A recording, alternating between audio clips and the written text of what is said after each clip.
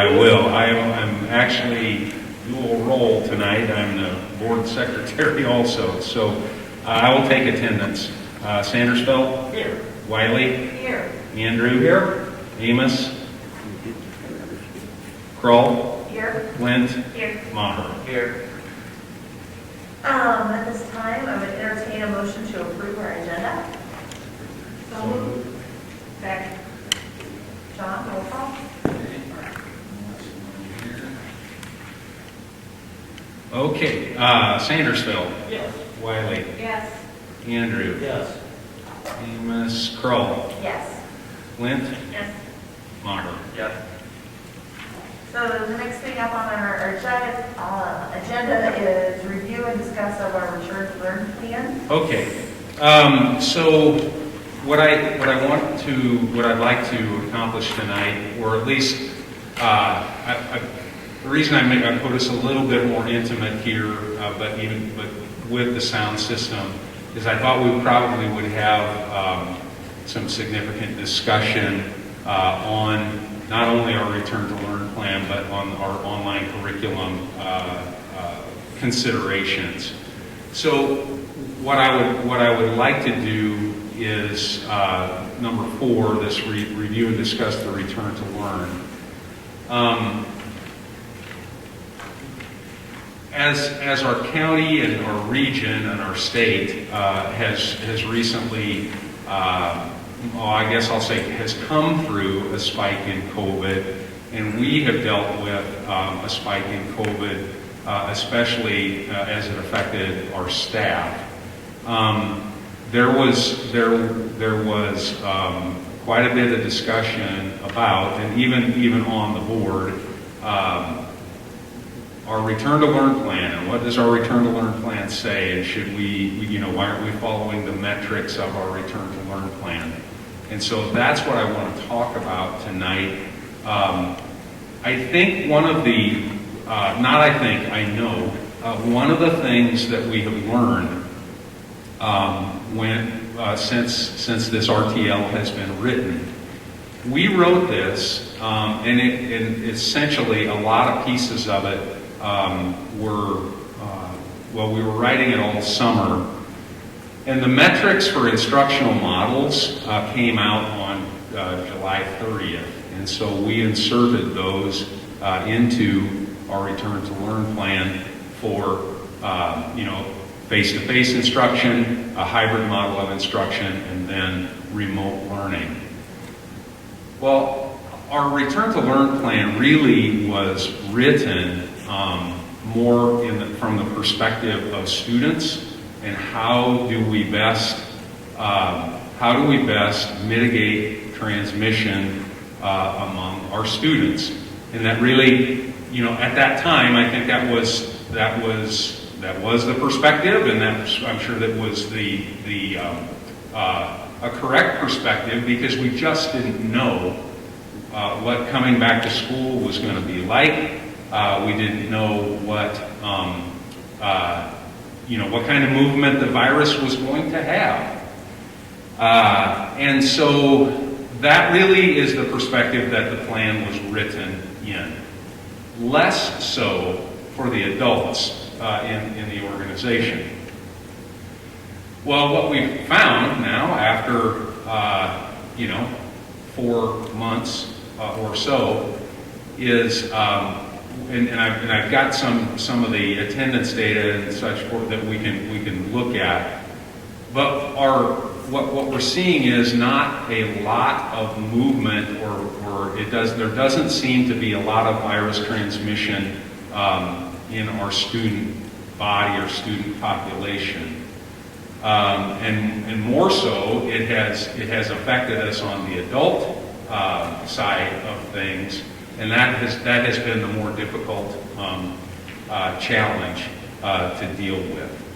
So as we get into this, I've got some recommendations for you. I'll put them up on the board. We can discuss them and just go from there.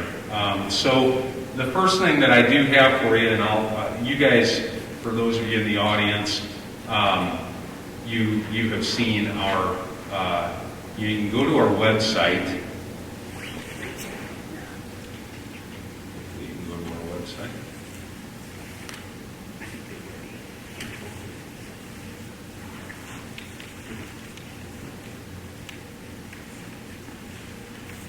There we go.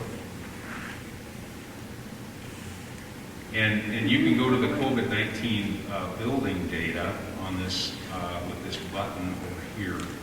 And you can look at this by building. And so you, board members, you have this. Most of this looks like, when I printed this, I didn't have today's data in here. So, but as as most of you know, let's see if I can get at least some of this on the screen over here.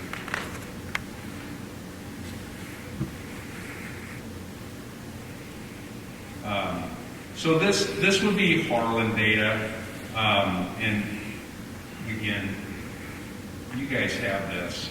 So I apologize, I don't have a big enough screen, but it shows staff who are positive, staff who are quarantined, staff who are absent due to other illnesses. Now, if there's an asterisk, then that's 5 or, no, it's less than 5, okay? If there's an asterisk, it's less than 5. That is as per the guidelines from the Iowa Department of Public Health. And then as you scroll over, you can see in each one of these, we've got students who are positive, students who are quarantined due to being a close contact with someone who was a positive, students absent due to other illness, and then ultimately we calculate an absentee rate based on all of that, based on the number of students who are supposed to be in the building for face-to-face learning. That would not include students who are quarantined, and that would be as per the Iowa Department of Public Health also. But it does include students who are absent due to other illness. So you can see, I mean, this is Harlan. The student absenteeism rate has been very low. It's been very low throughout. When we started doing this on the 30th of September. And then, so you guys have, I just included everybody, so it's got Lincoln, and the numbers are not, the percentages are not dissimilar at any of the buildings. Really fairly low attendance rates. You can see that there are buildings that have been a little bit higher. Van Allen was a little higher over a few days' time there. You've got the middle school and then the high school data. So again, this is just giving you a feel for what our student data has been, our absentee rates. So we're not seeing significant attendance or absence issues amongst our students. So, but the next sheet that you have is total. These are our adults, and let's see here.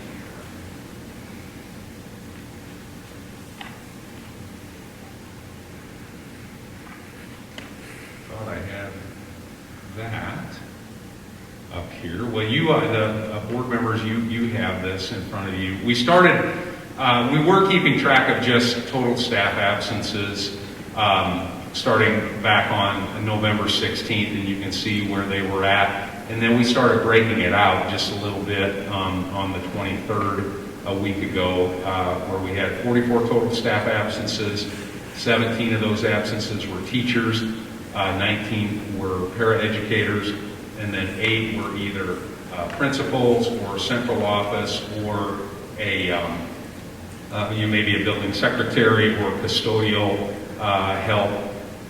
So you can see we were 44 on the 23rd of November, and then 46 a week ago Tuesday, where we had 21 teacher absences. Now these are total absences. This is not just COVID, but it's it all has to do with your staffing pattern and trying to make sure we have good instruction in the classroom. So paraeducators were 17, and then 8, and then today we had 22 total staff absences. 10 were teacher, 10 para absences, and then 2 in that other column of admin, central office, and support. So we knew, as we were keeping our dates and such, we knew that we were going to get a large group who were finished up their course of action for quarantining or isolation. We knew we were going to get a number of staff members back today, which we did. Question. Yes. The teacher and para support, those would be people out not necessarily sick, but someone who was quarantined too. Correct. Is that right? Well, if they had a student, if they had a child, Yes, thank then you. yes. But if everybody's wearing a mask, you don't have to quarantine. But to answer your question, Martha, and Katie's right, if it was someone who was quarantining because they were a close contact, they would be in that list also. Okay. Yep. In close contact they were near someone positive without wearing a mask. Right. So if they were taking care of a family member at home. Correct. Something like that. Correct. Yep. Yep. So. What is our sub coverage been like? How many have we been able to?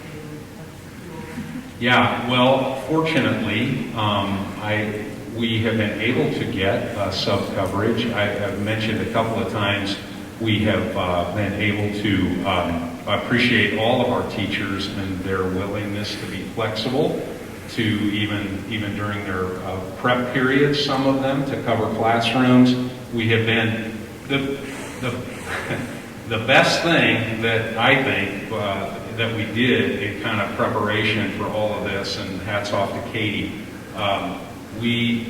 Our paraeducators who were eligible to get their substitute authorization, we had a number of them, probably 25, close to 25, who got their substitute authorization, and we've used a number of those. We used a number at the middle school when the middle school was hit a little bit harder, and we've used a couple at Van Allen in the classrooms that they serve, and so we've been able to continue with good instruction with those folks. So we have been able to cover our classrooms during this time. But then we wouldn't necessarily get back. The para position would still be open, so we're still operating with class. That's true. Yes, that is true. Yeah. Unless you can get a para sub, which is not very easy to do. And we've had some of the duplicity of it where if a para is a one-on-one and that student is out for whatever reason, then they're filling. We've been fortunate enough Yep. to do that in a few cases where we've moved people around either buildings or to other buildings to make that coverage happen. We've had a couple of cases where that's been a blessing. So, again, what I'm wanting to show you, I guess, is at least right now, we've had more of an issue with staff being affected, really, than we have students being affected. I just think that's, and the point I'm trying to make is that's different than when we wrote this plan, because we were really writing for and planning for. It's just where we were at that point is, well, how do we, what are we going to do about student spread, and how do we keep kids 6 feet apart, and what are the mitigation strategies, and as you guys know, with one direction in the hallways and nobody using lockers and all. And I think all of those things have certainly helped, but that's really how we attacked the plan, was trying to think about student spread. So that would bring us to the RTL itself. And so I'd like to have some discussion with you about the RTL. I've highlighted some things which I will be able to put up on the screen here, and we can just talk it through. and go from there. Okay, so the last edit on this was right after our last board meeting when you guys approved some changes, so it was last edited on November 9th. So the summary here, and there are some things that I highlighted just to bring back to your attention, and some things that I would have a recommendation on perhaps changing. So it says here, and I just wanted to remind us, both the assumptions and the recommendations of this plan may change over time as we learn more about COVID-19 and the implications of the pandemic on the educational environment. And I think that has definitely happened, is we have learned more about how it affects at least our institution. What I've struck here, or would recommend, it says the RTL plan instructional models are intended to align with the level of circulating virus in our community. So we'll come back to that. We'll discuss that going forward. We'll discuss that going forward. So that would just be a recommendation that I have as we look down through this and look at our instructional models. What I've added here is the decision to implement a specific instructional model will be based on a number of factors, including but not limited to county positivity rate, regional healthcare resource concerns, student absence rates, and staff absence rates. So let's continue to roll on, because we'll get to that as we look at the instructional models, because that's all part of the instructional model piece of this. This next highlighted part, I just wanted to bring to your remembrance, remind you, the RTL plan assumptions are also based on recommendations from the June 25th, 2020 American Academy of Pediatrics COVID-19 Planning Considerations Guidance for School Reentry, which include, and the very first thing that they said in their recommendations is that policy considerations for the coming school year should start with the goal of having students physically present in school. And so I just wanted to remind us that is one of the recommendations of that group. Okay, so we've gone all through this. The communication seems to have gone well and has streamlined a lot of things, so that has been good. The instructional decision model making is where we want to have some conversation now. So the first instructional model is the face-to-face learning instructional model. So this is what we currently have in the language. This model is regular, in-person learning with additional mitigation practices in place, including increased health and hygiene measures.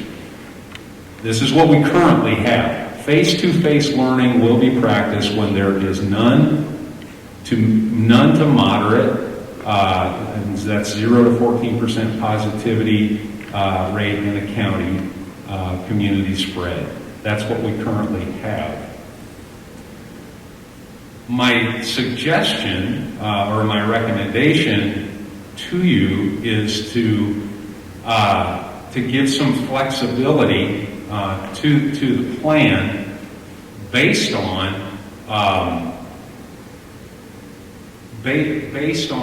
positivity rates, based on the county healthcare resources, based on our student attendance rates, and based on our staff absence rates. I just think we're better served with flexibility to look and to say, like we did with the middle school, hey, we have an issue here, we need to address the issue as best we can, and so we decided to go to a hybrid model at the middle school. Now they're all back in school today. The all students. And so it gave us a little bit better opportunity to target where the issue is. So here's what I have here as a replace with. This model is face-to-face. This model is regular in-person learning with additional mitigation practices in place, including increased health and hygiene measures. And what I have is factors to be considered when using face-to-face learning include, but are not limited to, county positivity rate, regional healthcare resource concerns, student absence rates, staff absence rates. So what are your thoughts? What are your thoughts of moving away from a defined, here's the metric, here is the metric, and when we hit this, we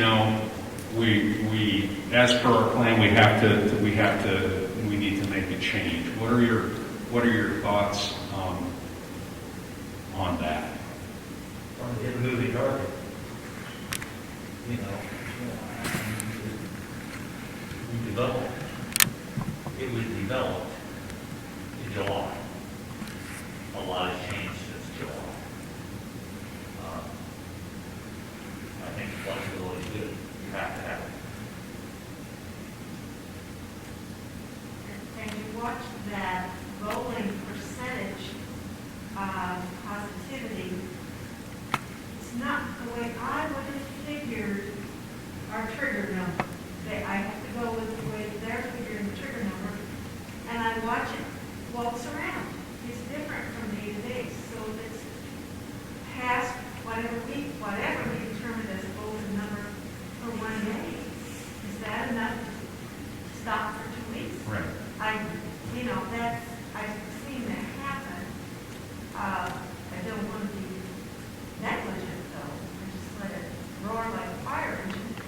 But I think we get a lot of good guidance from our public health because they communicate with our health resources and give us some feel for what is driving, like the prison for a while, or nursing homes, or where is this coming from? Is it just right in the community?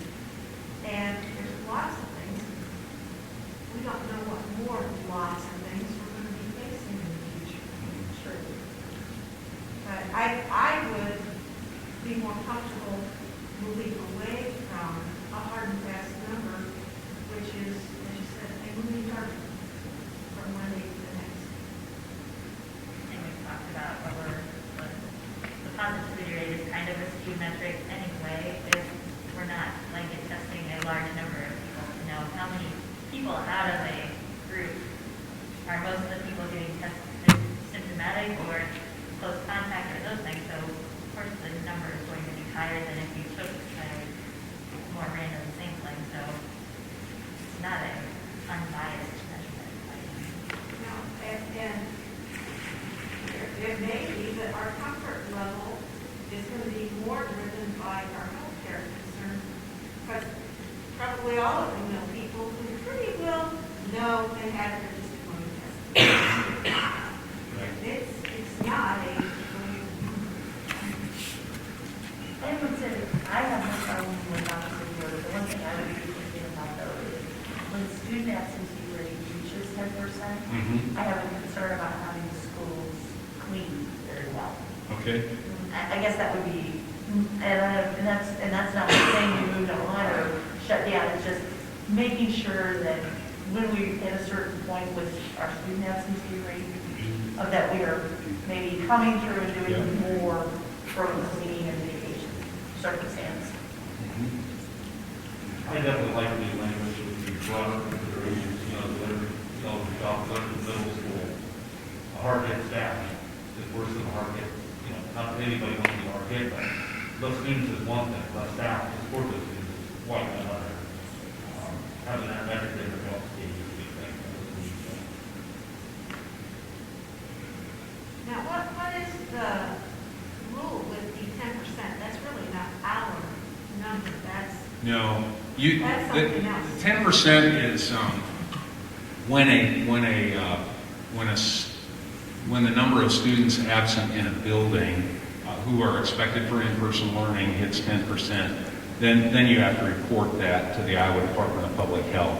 And that's for any illness, that's for Yeah.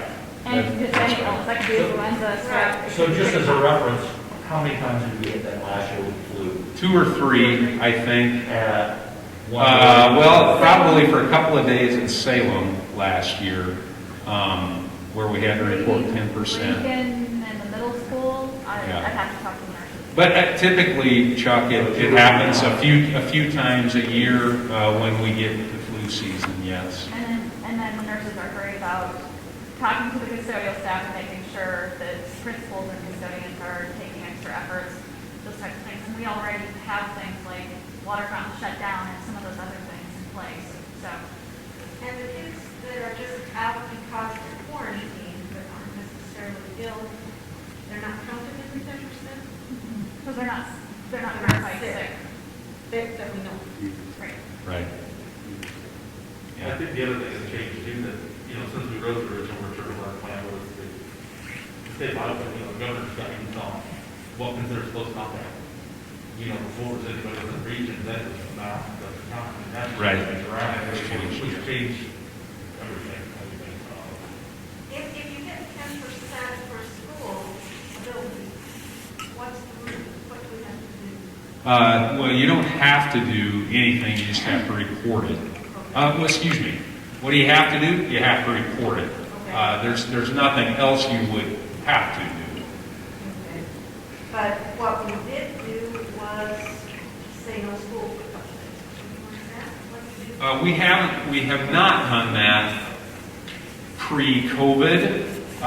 We just, we would notify families that, hey, and then the nurses would do this. Hey, we're having a lot of kids gone. Please remember, wash your hands, use good hygiene. And I think our nurses would tell you that perhaps we're not seeing some of the numbers that we normally would for students that are ill, but it's not COVID related.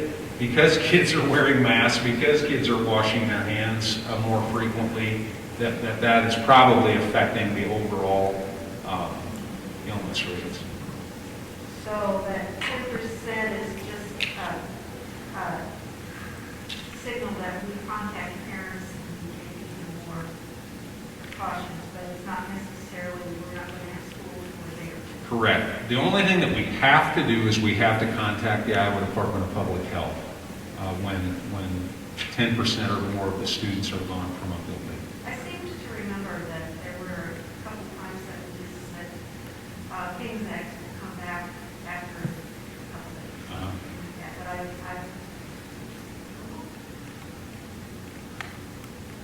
These original guidelines, they were given to us by state Yep. guidelines? Yep. The Department of Public Health and Are they- the Department of Education. Are they sticking with those, or are we just throwing those out now and making them our, kind of going our own way? Well, I'm not sure how to Which answer. numbers are you talking about? I would say all of them for need or all of them from going face to face, the 0 to 14%. The Department of Ed said you should be face to face if you're 0 to 14. If you're 15 to 20, do a modified, if you're 20 and above, do less. I remember we were looking for numbers and somebody threw that out. They didn't. Somebody said somebody needs to pick some numbers, so somebody picked some numbers because it wasn't available in the first draft. Well, I do have the, but to answer the, let's see. So I was thinking the opposite. I thought the numbers came to us from the Department of Ed. They're suggested mitigation strategies, and I just don't have it up. I certainly have this. First time we discussed it, wasn't we were waiting for them and they didn't. We and had the then they finally- descriptors, but not the numbers, and then the numbers came in really late because somebody finally had someone work on it at MPTV. It wasn't that, John, we didn't get those actually probably until August. It was the 30th of July. July. Yep. I just remember talking about it the first time I was at. And I just remember seeing a chart, I guess, that kind of laid it out, right? And I thought those numbers were on there. So I guess I just bring it up that if they're sticking with those, and we're here locally just saying, forget what the Department of Ed is saying, and we're gonna do what we want to do. Not that I like having flexibility. I hate contracts being set something. And giving flexibility is nice, but at the same time, how does that look on us if we're throwing away what the Department of Ed said and just saying, we're going to do what we want to do based on these factors? What I recall is the only thing that wasn't like a suggestion or number you could use was you have to have, before you go to more than 50% of your instruction delivered online, you have to be, and some of them are way higher than 14%. And then it has to be approved by the governor, or you have to get a waiver, and there are a myriad of things that I've never been able to figure out what they are that will allow that approval. But I don't remember any other, you've got to do it concept. There's not a you've got to do it. It's suggested mitigation strategies. I apologize. I will find that. Oh, July 30th. DE guidance. Okay. So again, this is based just on community transmission. And then it's got suggested strategies and then return to learn models. Which return to learn model should I use? And again, this is that's why I opened up the way I did. This was July 30th, and I think I know that at that point we didn't know what returning to school was going to be like. And what kind of, we didn't even know what spread was going to look like, because I think we probably would have thought spread was going to be uniformly, throughout the entire organization. But part of the whole plan, we had to file by a certain date. This is the guideline that came out last second. Remember we had to file a plan with the state? Yes. Yes. This just come out of the tail end right before the due. Yes. Right. So if there's none to minimal, 0 to 5%, then they've got suggested strategies and then what return to learn model. And I can tell you, as the superintendent, that was a huge question for us, was what do we need to be doing? We're getting no direction. How do we know whether we're supposed to be in school, not to be in school? And we needed some guidance. And then, we got this on the 30th of July. So again, this is what our current RTL reflects. Minimal to moderate, 6 to 14. On-site learning following the Department of Ed and Public Health and CDC guidance. Hybrid learning as necessary. Based on parent or guardian preference or student quarantine, and then it goes from substantial control, 15 to 20%. And what's the suggested model? Hybrid learning as necessary, based on those same things. Do you go to temporary continuous remote learning? So I think it was probably written for flexibility. We didn't know at that time how it was going to affect our organization. And I think we really would mirror that. We know that, one of our buildings, that it affected in a more significant way, and so we made an adjustment at that building, and now we're back to all of our students. So that's my point in starting all of this was that I think we know more now, and I'm not saying we know more than public health. That's not what I'm saying. I have received zero negative feedback from Henry County Public Health with how we're doing. And I talked to Shelley Van Dorn the Thursday before 2 weeks ago, not quite 2 weeks ago, and she said, "You guys are doing great. Continue to do what you're doing, and think through what you're." So our local public health has been affirming in what we've done. So there hasn't been any further guidance or updates like No. that? No.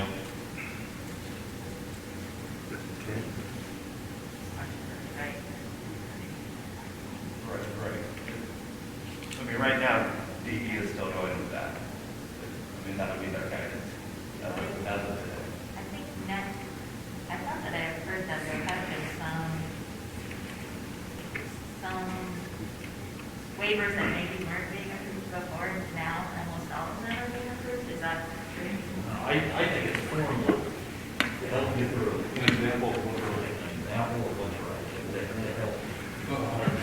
So, Angie, your comment. So, but prior to the spike in COVID, there were a number, as probably you all know, there were a number of larger districts across the state that were saying, "No, we're going to go to remote learning. We don't care what the governor says," and so they had applied for and were denied the remote learning. But over the last probably 2.5 or 3 weeks, basically, if you applied, it was approved because of the spike. So. And would she say from time to time that once the legislature's back in session, some of those school districts that were denied approval, that they may be issued a reprieve legislatively? Oh, is that, I guess I hadn't heard that, but I understand what you're talking about for the days that they weren't in. Yeah. Yeah. Mhm. There Okay. were, in the beginning, there were 4 districts denied, according to the USA. 9% of Iowa's public schools are in continuous remote learning. Right. Yep. Yeah. So, The county percentages are less than. I know this is over, I'm going to say this, I thought, should I say it or not? I know this is oversimplifying, but I'm going to share it anyway. It's oversimplifying because I in no way do I want to minimize the health and welfare of anybody in our organization, be it teachers or students or administrators, whoever you are. I do not want to minimize anybody's health or welfare. In terms of flexibility and deciding whether or not to have school face-to-face, that is a big deal. And it's not just a big deal to make the decision. That is a big deal for our kids and our families. It's a significant change and a disruption to families and what they're doing. So it's not just the decision itself. Do we do this? Don't we do this? Because I'm telling you, that's a hard decision. I go every time we get snow. I go through the same thing. It's like, what do we do here? But we don't want to compromise safety. But I would also tell you that a 2-inch snowfall can be one 2-inch snowfall can be very different than another 2-inch snowfall. Based on how it comes down and what it's like and what it did to the roads. And so I want to be targeted in our approach. I want the flexibility to be targeted in our approach with the decisions that we make, because they significantly affect our families I'll say again, as I mentioned to you in my email to you, I think you're seeing more and more articles and research studies that are really the effects of remote learning. We've been doing this for long enough now that they're hasn't been good. It hasn't been good on a whole. Our best instruction comes when our kids are here, and if we can safely staff our buildings, and we're not seeing COVID spreading amongst our students or a lot of illness amongst our students, we need to be in a face-to-face model. And if we can't do that, I'd like to take a targeted approach like we did with the middle school, and really address the issues as we, in a more focused way.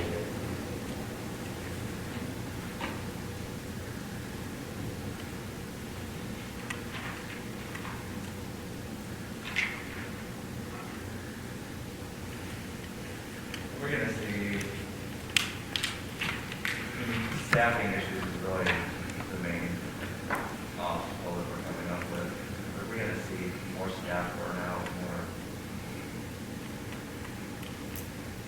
disgruntled staff because they're having to do a lot more with having 44 staff members gone. They're more on each on the other teachers' plate items in the partner. And do we need to be looking more at how can we alleviate the stress of that? Yes. Rather than what our plan says. If we continue with this new wording and standing behind, and I agree with all the research coming out of face-to-face, saying we're going to do face-to-face pretty much at all costs, almost to the point of remote learning is if we're mandated to kind of what we can do to alleviate the stress on our staff like that. Yeah. What do you think we should do? I'll answer the question with a question. What could be done to alleviate the stress? I have no idea. I mean, that's I guess going on to it, this ingenuity Yep. would be part of it, in my opinion. The other, and I don't even know how you're going to do it because everybody has shortages of staff. How we recruit staff into the area and not, you're looking at a part-time position, most likely. So how do you get a part-time position to come? One thing, Josh, I would just mention, I'm going to let Nathan speak just a minute, because you guys just came out of hybrid. We addressed that situation.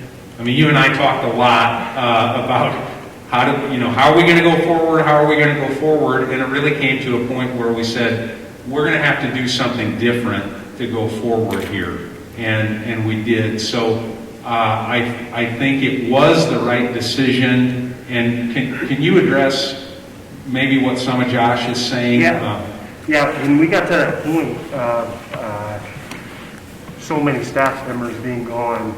What we were finding was that adequate coverage, and not just supervision, but adequate coverage of the classroom was probably not feasible where we were at with the number of staff, whether they were out for COVID or other reasons. And so with the hybrid model, what that allowed us to do we have 6 paraeducators that are licensed to sub. When their student was not there that day, the every other day, they were subbing inside the classroom. There's a lot of advantages to that because they know the kids, they're inside the classroom. We tried to take those paraeducators that were going to the classrooms anyway, so they are already involved in the curriculum, knew what was going on. And so we were able to take those 5 paraeducators along with some other of our, I would say, regular, strong substitutes that just kind of dedicated to the middle school and other buildings, but have been at the middle school. And that freed us up quite a bit. And then we had the opportunity to even, and kudos to our teachers, to combine classes inside of bigger areas. Heather Applegate had a unit that she was teaching, so along with the sub, they linked up because they could do that, bringing both classes together. So if the teacher that was out, Mrs. Applegate, combined that class together, and so we were able to get quality instruction that sometimes doesn't take place when the regular classroom teacher was out. And so it was a good move in my belief. It was a good move. I think if you talk to the middle school teachers, it did provide a reprieve, having half the students, and the intimacy that you get to have that we got, when we got to that point where John and I talked, it wasn't going to be sustainable to, we're looking at dates that everybody was coming back, it wasn't sustainable. So, one thing that the teachers really appreciated was the smaller class sizes. Although they missed a day of instruction because they were going every other day, I guess the quality or just the support that they could give those individual students, because our number was 15 or less inside of the classroom, that opened up a lot of things for our teachers. So we were in the hybrid model for 7 days. And I truly do believe that what we were doing wasn't sustainable.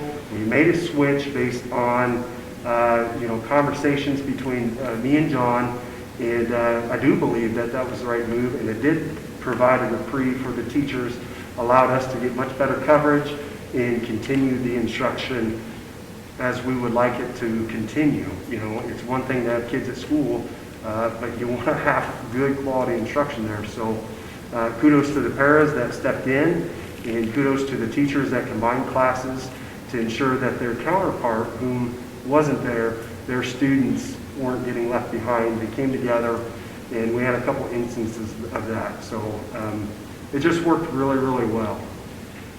Do we believe that can be replicated in all buildings? So that's a great question, because I actually have potentially some language change to have the flexibility to do that at every building. Based on what we experienced at the middle school, I believe that we can Katie, I think we can replicate that. I think we have enough support across the district to be able to do that, especially if we use the data to do a targeted approach rather than a system-wide approach. So we talked about the good things and why it was necessary for that short time. What are we looking at if we would need to go to it for a longer term? We got half the amount of instruction in that time period? That's a big one, is that you have to cover information differently, and it challenges us when we're using things like Canvas and how we do a day on and a day off. All of those things, the professional development, the technology, the resources. We've had to talk to Chris Johnson about, at the elementary level especially, do we have the devices? Do we have cables for the devices? Do we have headphones? And all of those types of challenges are in play right now. But half the curriculum is one thing that we don't want to have to do too often throughout the year. Well, and also, Josh, you mentioned stress on teachers.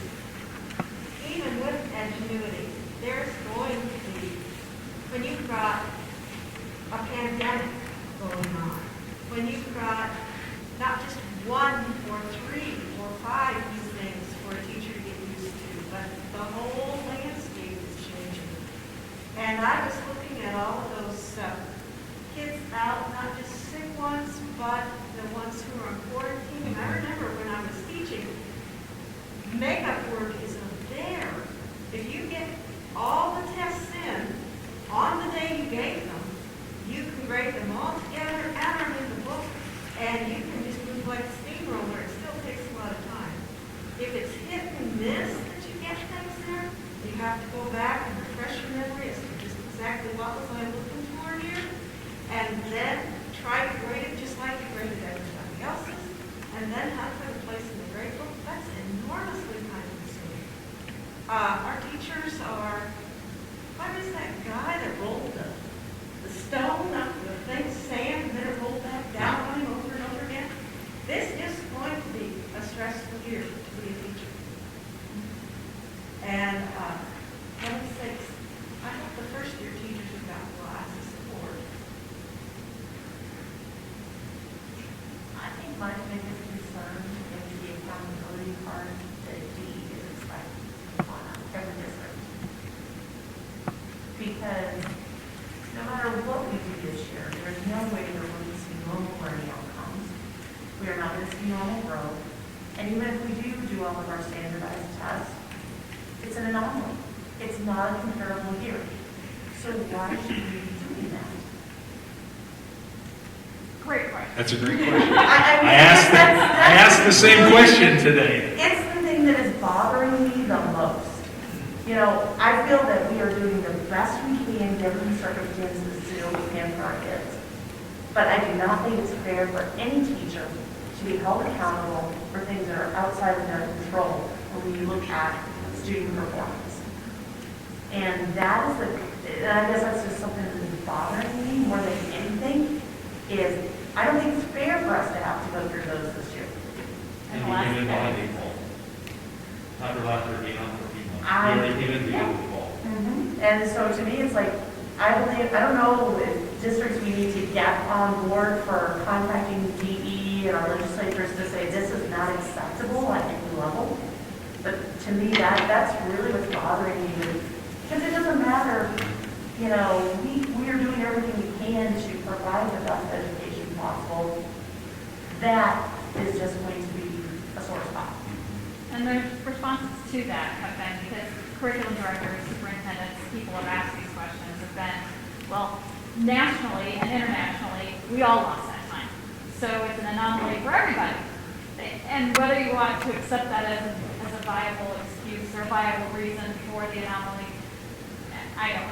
it's hard on kids, it's hard on teachers, because everyone wants to do well. It's a shame that we can't focus on, hey, we did this and we did this well, rather than, oh, these are things we didn't do, and here's the long list. Right. I would much rather it be, congratulations, you survived the year, you know, let's move forward from here, versus getting test results that then say, oh, look, you did this, you know, everything fell off. Who cares at this point?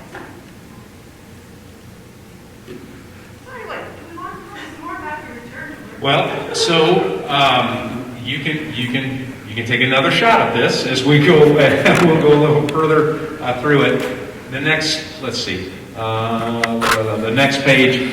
What I did after the governor's last proclamation, when she went short of a statewide mask mandate, we went ahead. Admittedly, I went ahead and we did this and said, we're going to go to face masks because we know that face shields and neck gaiters do not, according to the CDC, do not provide the same mitigation that a face mask does. So we have asked all our families and our teachers to wear a face mask unless it's a situation where they can't, medically they can't. And our nurses have been great, have been very few. And our nurses have been great about working with families on that. So I have... Just a quick question. They can still wear a face shield along with that. Of course, yes. But we've asked for face masks because another reason, again, as you guys know, if you are a close contact, but you were only wearing a neck gaiter or you were only wearing a face shield, then you have to quarantine as per the IDPH guidelines. And so I've taken coverings and shields out of there and just left face masks. That we did that. I sent that letter out probably, what was it, 2 weeks ago, and I just really haven't heard much of anything, of any pushback on that.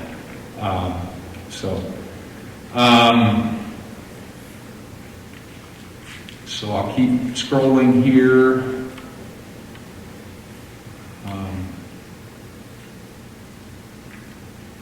It's just the highlights where we've changed. Okay, hybrid learning instructional model. So I want to have a little bit of conversation here because I am suggesting a change to this. This is what we currently have some face-to-face and some remote.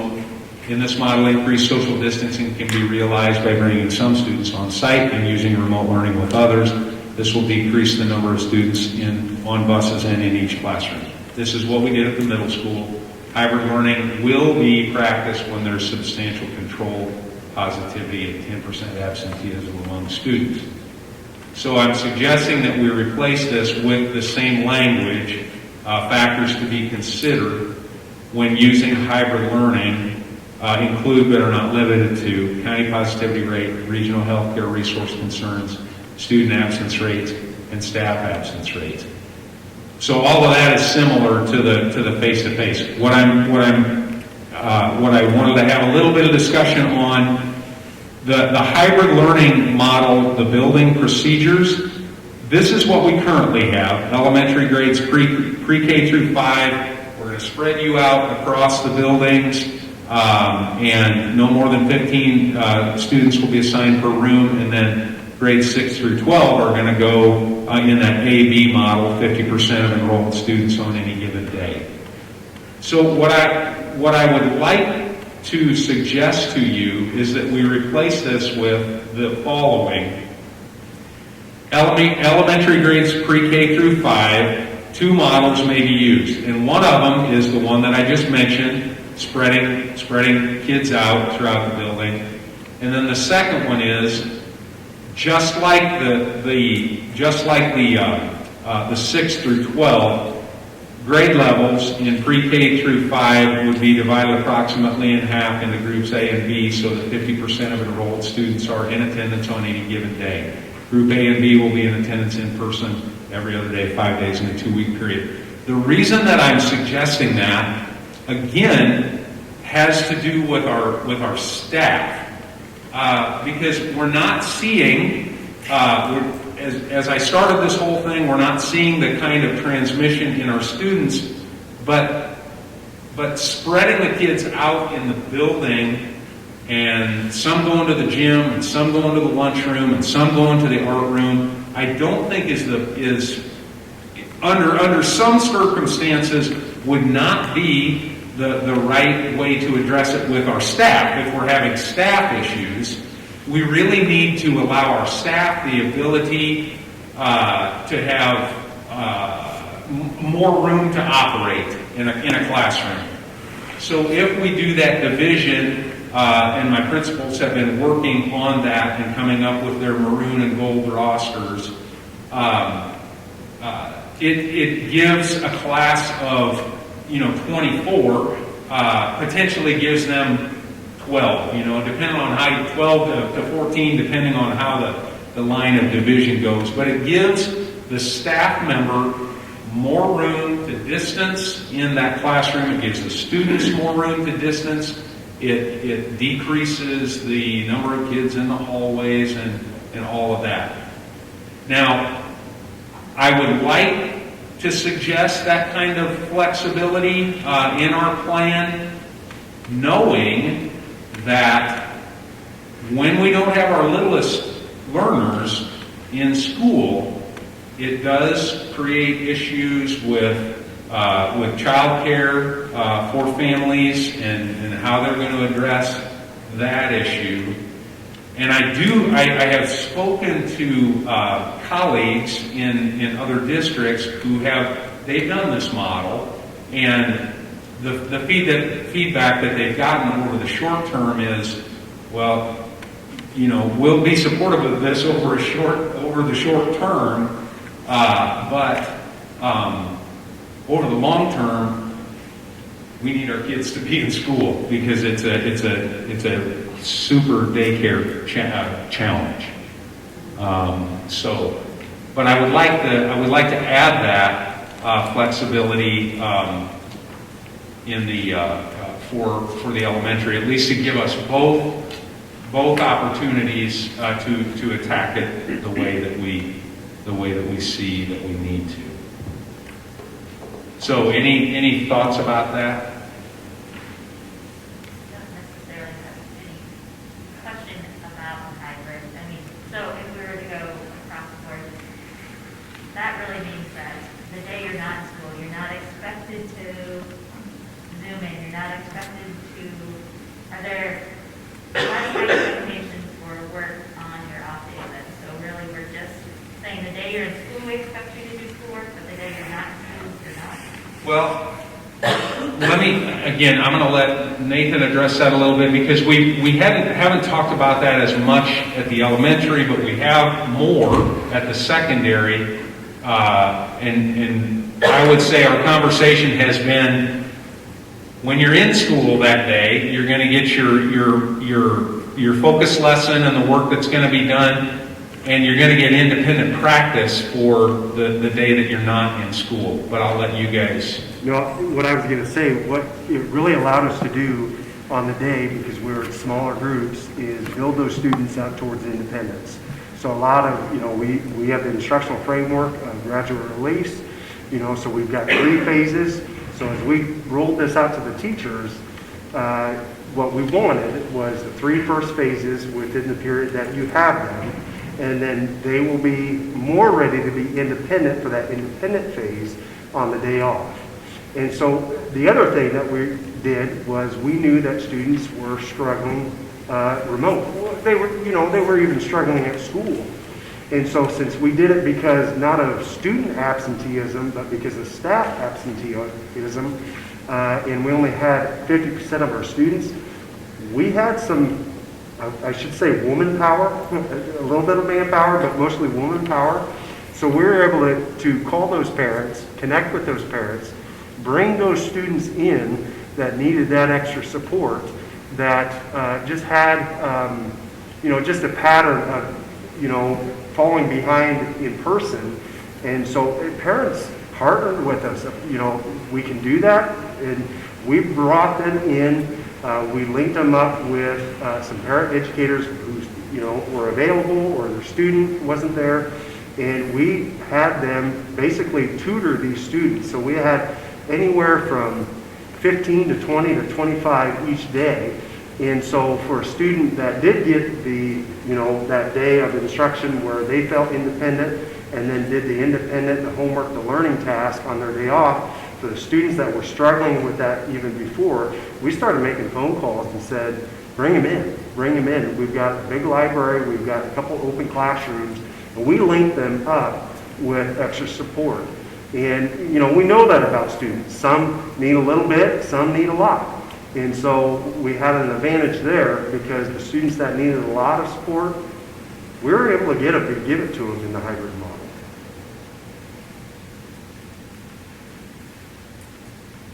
Well, as I look at the 2 alternatives, if you've got a lot of problem with staff coverage, choosing number 1 is going to be extremely difficult. Very difficult. Because you have to also move a lot of furniture Certainly do. around and classroom supplies and count out the scissors and make sure you have the right number in each room. And if you've got 6 people, this is not cool. Yeah, it was definitely how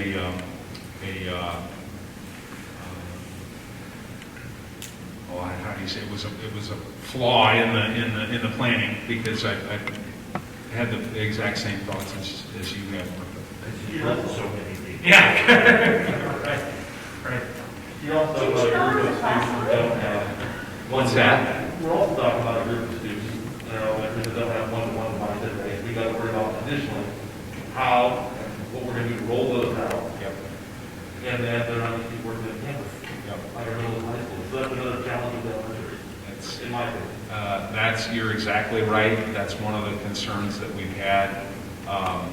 all along is, now we do have the device issue figured out for all grades K1, 2. We do have that figured out. So if we were to go to remote, we have the devices to do that. I was talking about the logistics, I mean, Yeah. if when we decide, you know, let's say for example, tonight we say, hey, we're going online tomorrow, how do we get those kids to one device? Right. But they never really use that side of the classroom in a full-time manner. It's a huge challenge. Big challenge, yeah. And we also, as far as rostering goes, we started with the middle school and the high school rosters that they already are maroon and gold, and what we've been working on is dividing our elementary kiddos by family the same way, so the kids would go to school on the same day. I guess my bigger concern also, as well, hybrid in general is a concern, is that we have the same things happening by building. We know when we went remote last time, we were forced to go remote. We had inconsistencies across the elementary levels.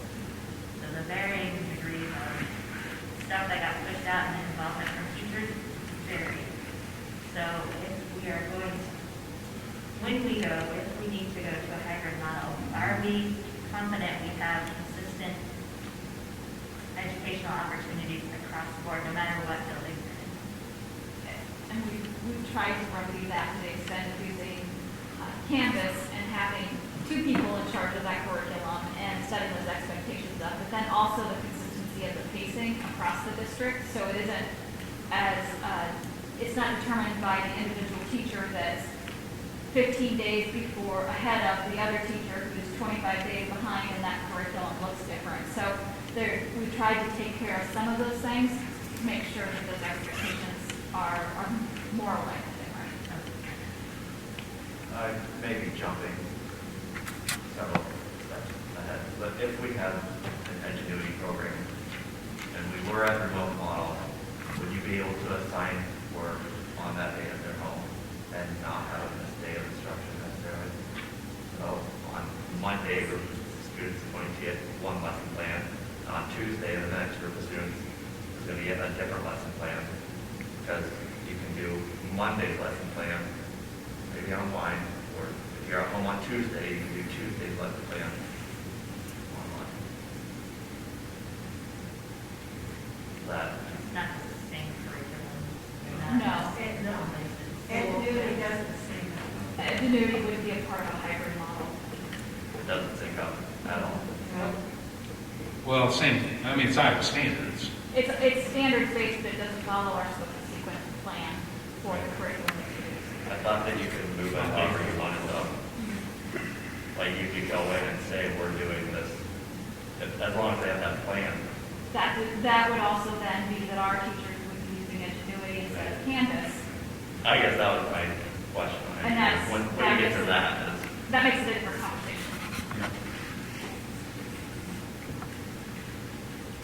Okay, so getting near the end here, face mask cover, that's just, I've changed each one of those. Let's see, and then the remote learning, of course, it's the same conversation. The remote learning, I'm asking you to consider changing.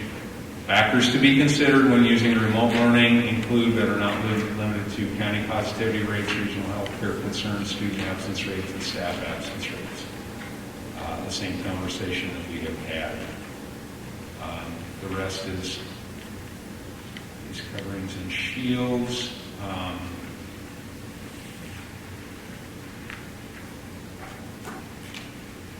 So- It's not written in there for remote learning, but are we ready with hotspots that we can place out in, or is that just cross that bridge? We have some, yeah. We do have some. We certainly couldn't outfit large numbers of families with hotspots.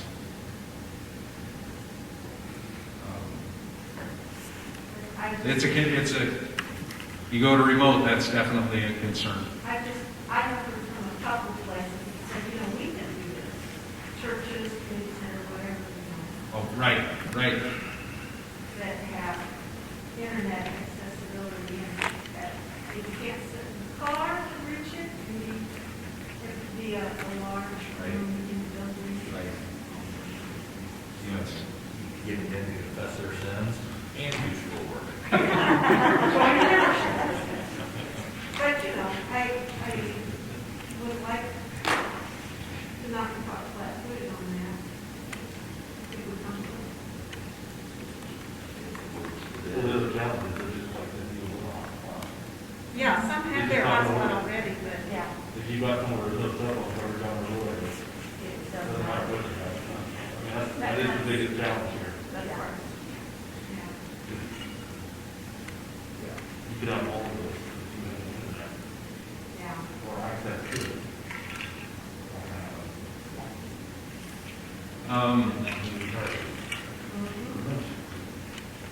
I think the only other change that I have is, and it's not, we've already talked about this, when teaching and learning expectations for all students, when we go to hybrid learning, again, I was just suggesting that we replace this with grades pre-K through 12, be regular curriculum, Iowa core standards, approved course syllabi followed in a remote and face-to-face format.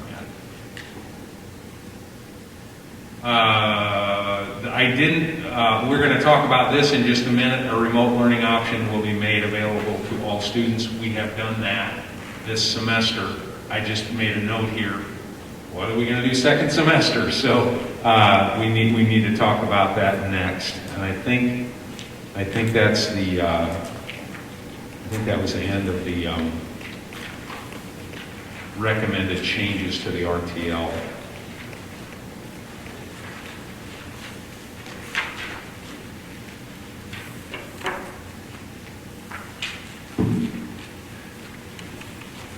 Other questions? Concerns? From the administrative perspective on Josh's question on alleviating stress on staff members, do you have ideas or thoughts or anything to add to that discussion? Obviously, I'm going to speak. I would say, at least for me, I guess, so I'm just a lowly little ag teacher attempting to teach 4 different subjects to remote learners in all 4 subjects who don't really do a dang thing. So that's my biggest stress, I guess, is if I didn't have to attempt to do that, it'd make everything much easier. Just my 2 cents. Attempt to teach students that don't want to be taught. Yes, in 4 different subjects. Well, Over a screen. Yes. the challenge being you're trying to conduct your regular classroom courses and support online learning at the same time for students who aren't as interested in that. Yes. Marge, you have any? Well, no, I have a lot of students that haven't participated in anything that were online, and I keep sending them stuff, and it's kind of disheartening for me. Sure. And that's the added stress to get done. Plus the added stress when kids are gone on quarantine 2 or 3, even more times, and for them to come back like nothing has even happened. And you've communicated with them too during the quarantine to say, well, you could probably work on this. Oh no, I'm quarantining. I said, well, are you sick? And they're like, no. They're honest with you and say, no, I'm not sick, but I'm not going to work on anything either because I'm at home. I'm like, oh, okay. Yeah, it's kind of And that's a little bit like what you were saying, Martha, as far as getting that That was makeup presuming work. they would give you something. Yeah, assuming they would give you makeup work. Yeah. Yeah. And if their concern is with fragile health and their parents are, concerned, it might be a life and death situation as to whether or not their child comes back. That's one thing, but if they're just But you have a rare few, the word is rare, that actually are communicating with you every day that are just quarantined. And you're like, oh my God, this is great, you know? I mean, so those are, you know, you've got two sides to that. You've got either the really super or, and that's rare, and the other ones is more the majority. So then in those cases with those students that aren't connecting, they will be getting failing grades? Yeah, I'm assuming, right? That's what I'm giving, because they're not doing anything. Well, and if they were in class, there would be some who were disengaged. But a lot more of them would stand a fighting chance of getting away. Exactly. Like if you're sitting in my class, you're not getting a 3% in my class. But if you're remote, that's not uncommon. And then when I email you week after week after week, and you don't respond back to me, I'm not going to keep beating my head against the wall to try and get you to learn a class that you have to make a choice to sign up for. You're not in a required course here. And so I have to kind of try and pick and choose your battles and where you're going to focus your time and effort, I guess. And it's just sad for me I want all the kids to soar like the eagles. But knowing apparently I can't make that happen. They do sign a contract, and truancy letters are going out. I Yeah. assume. Truancy letters are going out, but the data is still there that probably 75 to 80% of the students in high school level are receiving, who are remote learners by choice, have at least one app. It's a lot better to ignore an email versus a teacher standing over you or sending you down to the office and it's The by relationship email. counts. The Exactly. relationship, the face-to-face relationship counts. But we can't force that if the parent is. I have tried to get some families to have their student come back, and their valid argument is that my child's health or my family member's health is more important than learning at this point in our lives. So in my opinion, we do what we can do. And if they choose to do that, a lifelong decision on them, I guess. So since we're to the point of online learners, would it make a difference with the administrators here also for just to be fragile health students, not volunteers? With the doctors. Can I think that's a great, we are. So will you ask that question here in a little bit? Yep. Yeah. I was just have one comment. I think, again, the unintended consequences statewide, I'm sure we're no different than other districts. The unintended consequences of last spring, and we chose not to require. And I'm not saying that was a wrong decision, but I think there's some unintended consequences and behaviors that our students are exhibiting now. Well, you didn't require it back then, you know. I don't even think that's part of it. I see it with my own college students. I mean, I have a good check with them that when we went online in March last year, chose to do nothing. They disengaged. I think that it's about what type of student are you? Are you a student that learns to be for self-learning? Or am I here because I have to be here and do this? And I don't think that there's anything we can change about that unless we change systematically how we approach education. And that's a much bigger picture.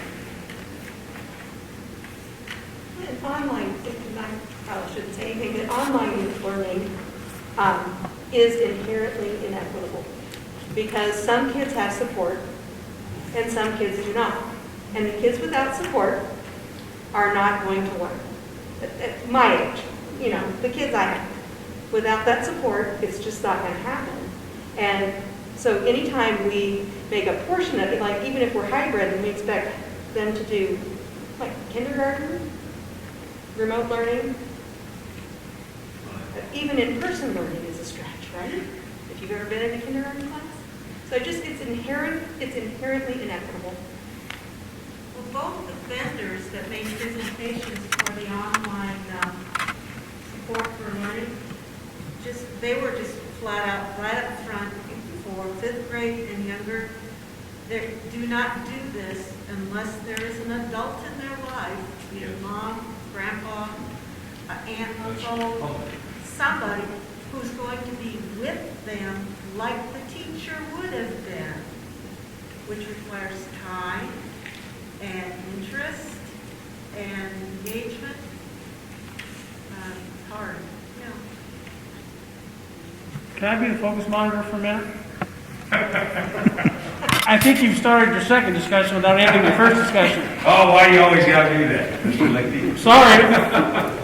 Is there any other questions about return to learn? But we can't finish the return to learn with the last statement question, right? So we have the next conversation.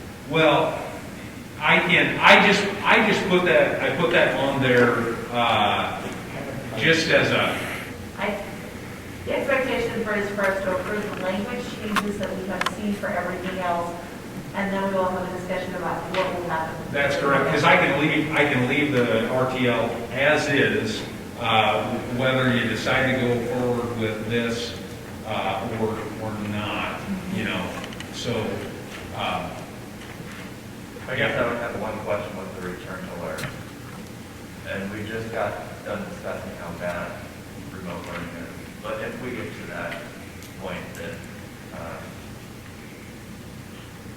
I mean, we're not going to have it in our language right now where we're 20% over an hospital stretch, but if we're at that point and we have students or parents coming to us saying, I know we're not going online, but I want to pull my kids out.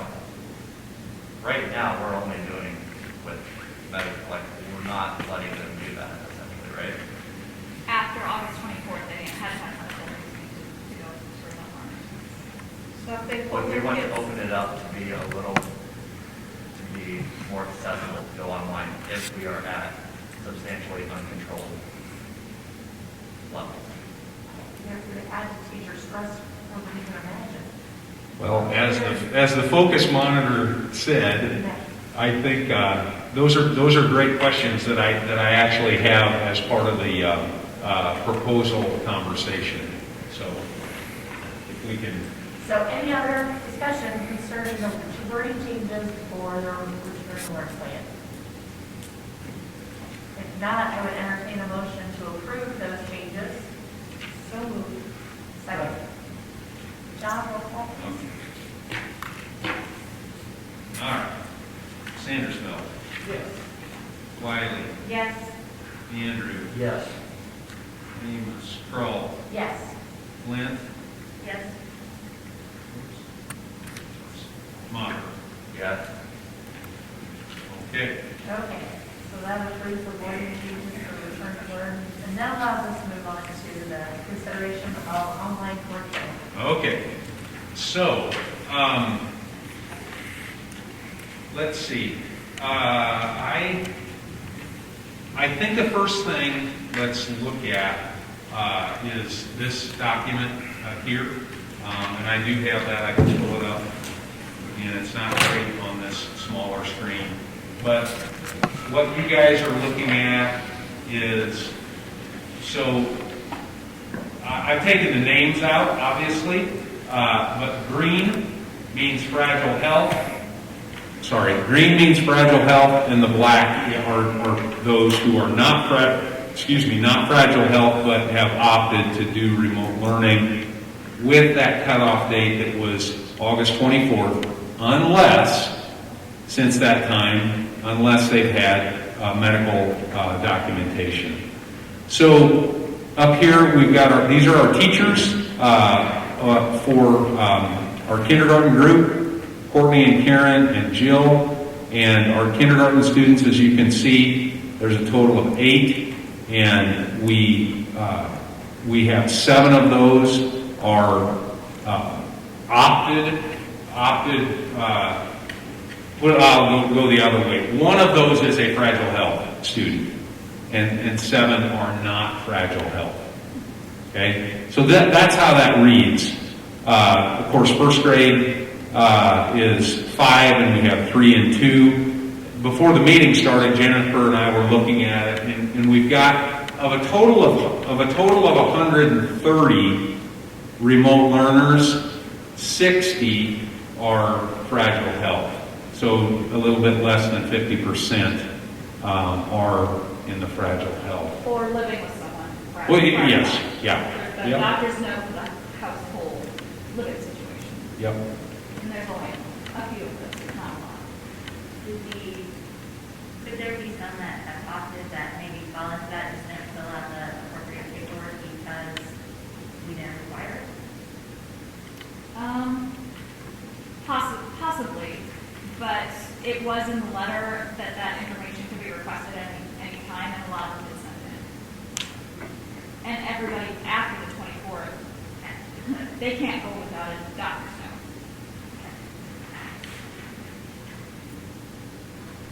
So again, you have that in front of you. And those are the numbers. So yes, Mr. Lickey. Can I just make one request? That if you're going to allow students to be remote learners second semester, that those that did nothing first semester not be allowed to be remote learners? I mean, if they wouldn't communicate, wouldn't do what they were asked to do, it shouldn't be an option the second time for them, because then they're going to give up a year. Right now they're giving up a semester, but if we do it again, they're going to give up a year. What if they're the fragile health person? Then I think we need to take that into consideration, but they also need to understand they're giving up a year of school. My question is, how many of the fragile health are we having the issues of no correspondence or no hearing from? At the high school, 80%. Okay. Of the fragile. So health? No, 80% total. Well, I Including mean, fragile of just the fragile health kids, that's what I'm asking I about. don't have that specific, sorry. Okay. I guess that would be my question. Is it an issue with our fragile health kids, or is it an issue with the other group? Well, It's an issue with both groups. so I'm sorry. One thing that we do know, we know this, that if a family provides documentation of a need to be a remote learner for fragile health, that is the one, we have to provide that. Now, again, whether they do anything with the learning itself, but we do know that we have to provide an option for remote learning for students with doctor-documented fragile health. If a family decides they're just concerned and they pull their kids out, do they have to verify that they're doing homeschool, or are they starting at truant, or what? They're not fragile health, they just don't want to be here, but they're in our. You follow what I'm saying? So, yes, they would, so they're not doing remote learning. Well, if we said only fragile health is to do with the remote learning. Oh, they would be truant, yes. And they would be truant Yes. unless their parents. Did IPS? Yep, they either did, the homeschool assistance program or did independent private instruction. Yes, So they would they be would true. still have an option. Yes, Homeschool is currently full, right? yes, Their roster is yeah, full. yeah, I'm sorry, yeah. I mean, right now, they can only serve homeschool can only serve a specified number per teacher, and we're maxed out on that right now. Again, now I'm kind of getting ahead of myself a little bit. One option would be that is a program where you could probably add some half-time or full-time help to be able to push those numbers up a little bit.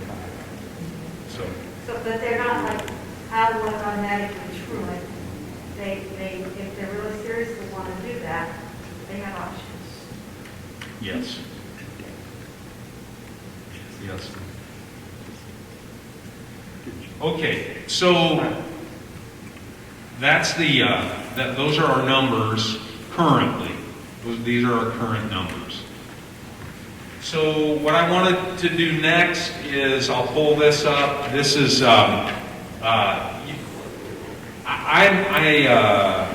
I didn't intend to go through the entire Edgenuity plan or program. I can give you the highlights.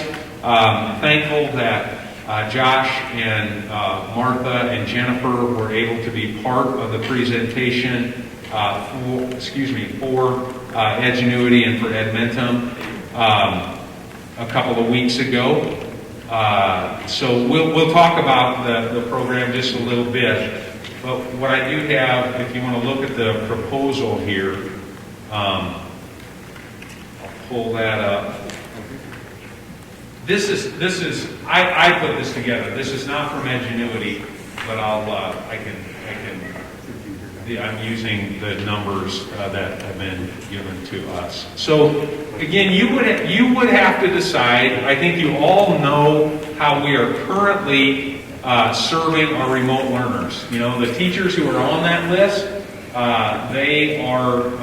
they're serving remote learners. As we know, as Matthew and Marge have said, they're supporting remote learners in addition to their regular classroom. So this entire fall has been a conversation at almost every one of our meetings, and the stress that has, the added load that has put on our teachers. So we started investigating, well, what would it look like if we went with an online curriculum company for the second semester?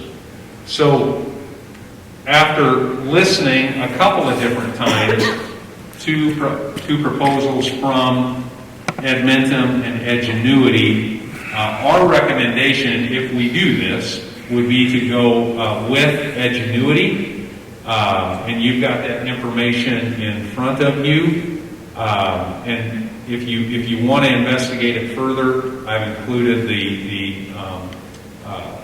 you can look and see what online courses they have available for elementary and secondary in their catalogs. Basically, it's I don't know, Katie, do you want to talk about that just a little bit? What is offered? So in the guide, I can't remember if it's in the back of that one or other lists. Both programs, or this program, offers the core content plus at the varying levels 2 co-curricular type curriculum options, and they are fairly robust. So it keeps our kids engaged in core. It is Iowa core aligned, and it does make sure that those pieces are filled in. Edgenuity has the option that we could opt into with another area education agency, Mississippi Bend, and that also reduces our cost and our price, and guarantees that we can get an Iowa certified teacher to support us with that plan. So they have some requirements. We have to have some in-district support. The younger grades have to have someone at home. Those types of things all have to be vetted out, but it's very doable, and they've said that if we gave them 3 or 4 weeks leeway time and understanding that they could definitely have us up and running for second semester. Again, there are quite a few options in that in the course lists, and if we chose to do that route, then we have specifics to make on what that could look like. And other school districts that are doing this? Yes. So we talked to North Scott. Yeah, we spent a lot of time talking to North Scott, and North Scott would be, they're a little bigger than we are, but similar. They're using Edgenuity K-12. Tumwa, there's some other districts that are using Edgenuity. We just found that more districts were not as connected with Edmentum and didn't feel that was meeting their needs in Iowa as Edgenuity. So we just had a better feeling that the partnership was stronger, especially when you can work with an APA who's invested in some of those things. Right. So All of the Mississippi Bend schools, which would be the Quad Cities, Pleasant Valley, are using Edgenuity as part of the consortium. Well, Kevin's also been in different school settings. Oh, right, that's right. Both of you. And I was very interested in the presentation and was also interested in the Edgenuity is like springboarding everybody was coming off Plato. Those I've seen. Yes. And I like Odyssey better. Yeah. Yeah. And as far as matching up with sequence and stuff, I would be, you never know, like, if you were taking my class and I wanted to do 3 days on something and somebody else had something in Inventum or Ingenuity and they wanted to take 4 days on the same thing, how would you sync it up? They will never just match. Yeah. Where you can say, I'm not using this one, so I'll use that. It won't work. It might work once or twice, but it just will never work. Yeah. It might. The one thing I was heard from some of the folks that I've talked to, looking at it, they said it's a great product, it follows a core, but it's not going to match, obviously, as we saw, your curriculum, your district, it's in there. But the biggest takeaway I think I really took was they said this is geared, don't miss, this is geared for somebody who's 100% online the entire semester. This is not for mixing and matching. Right. Or it's going to be a nightmare for the teacher and the student because they have no idea. They have an idea where they are in the progression, but exactly, teachers don't know what this looks like they do in the classroom. And hop back and forth. And they don't use the same textbooks, they don't use the same materials, they don't use the same vendors, the same authors, none of that is the same. It's Iowa aligned with their programming. So with Ingenuity, would we be getting rid of those teachers that are talking to our remote learners? Would those positions no longer be needed? No, I would say yes, that's correct. Although there does need to be a mentor Depending on your numbers, you need to have some sort of in-district support and management, and they're recommending anywhere from 1 adult to 30 students that could be in multiple grades, but probably at Right. a level to 1 to 50, depending on the experience of that We're looking person. at 2 to 3, maybe. Right. So they're just interacting, not. Yep. They're not doing curriculum. Not providing. They're looking at, so in there's some pictures of what a student council looks like. And if the student is in red because they're not progressing the way they should, then it's an in-district person to follow up with that family and say, hey, how's it going? What you doing? That type of thing. Their money. Yeah. Oversight. They're the ones who go through and make sure that the student can enroll and the email works and all of that. So the recommendation is to have a teacher and not provide our own teacher? Yeah, so, as you can see here, first of all is the K to 5 solution. This is straight from Ingenuity's documents. You can go K to 5 content only, and you can see the Mississippi Bend Area Education Agency pricing there. K to 5 content only and no workbooks. What I would recommend, based on all of our discussions, is K to 5 content plus an Ingenuity teacher plus any of the workbook materials would be my recommendation. Again, that's based on listening to the presentations and listening to you folks and listening to our teachers and trying to do exactly what you're talking about, is to take some of the pressure and stress off our teachers here. And we would consider those workbooks consumables. I think they are, aren't they? Yeah. Yeah, It's not like a textbook that you can't mark. right. No, right. this would be left with the students. So that option would be $1,500 per student per semester, and so that's up to 6 classes for those K to 5 kids, which again, as Katie said, the 4 core plus 2, and the 2 is could be music, could be PE, could be art. Computer programming is in there. Right. Starting to code, that Right. kind of stuff. Yeah. So can I be the doom and gloom guy to ask a couple questions there, John? So, yes, you can. The 612 solution is, again, you can do it content only, and then it's just $40 per student, but you're using your own teacher. If you go content plus the Ingenuity teacher, it's $200 per student. That's per course, per student per course. Or excuse me, it says there, per semester course. So, okay.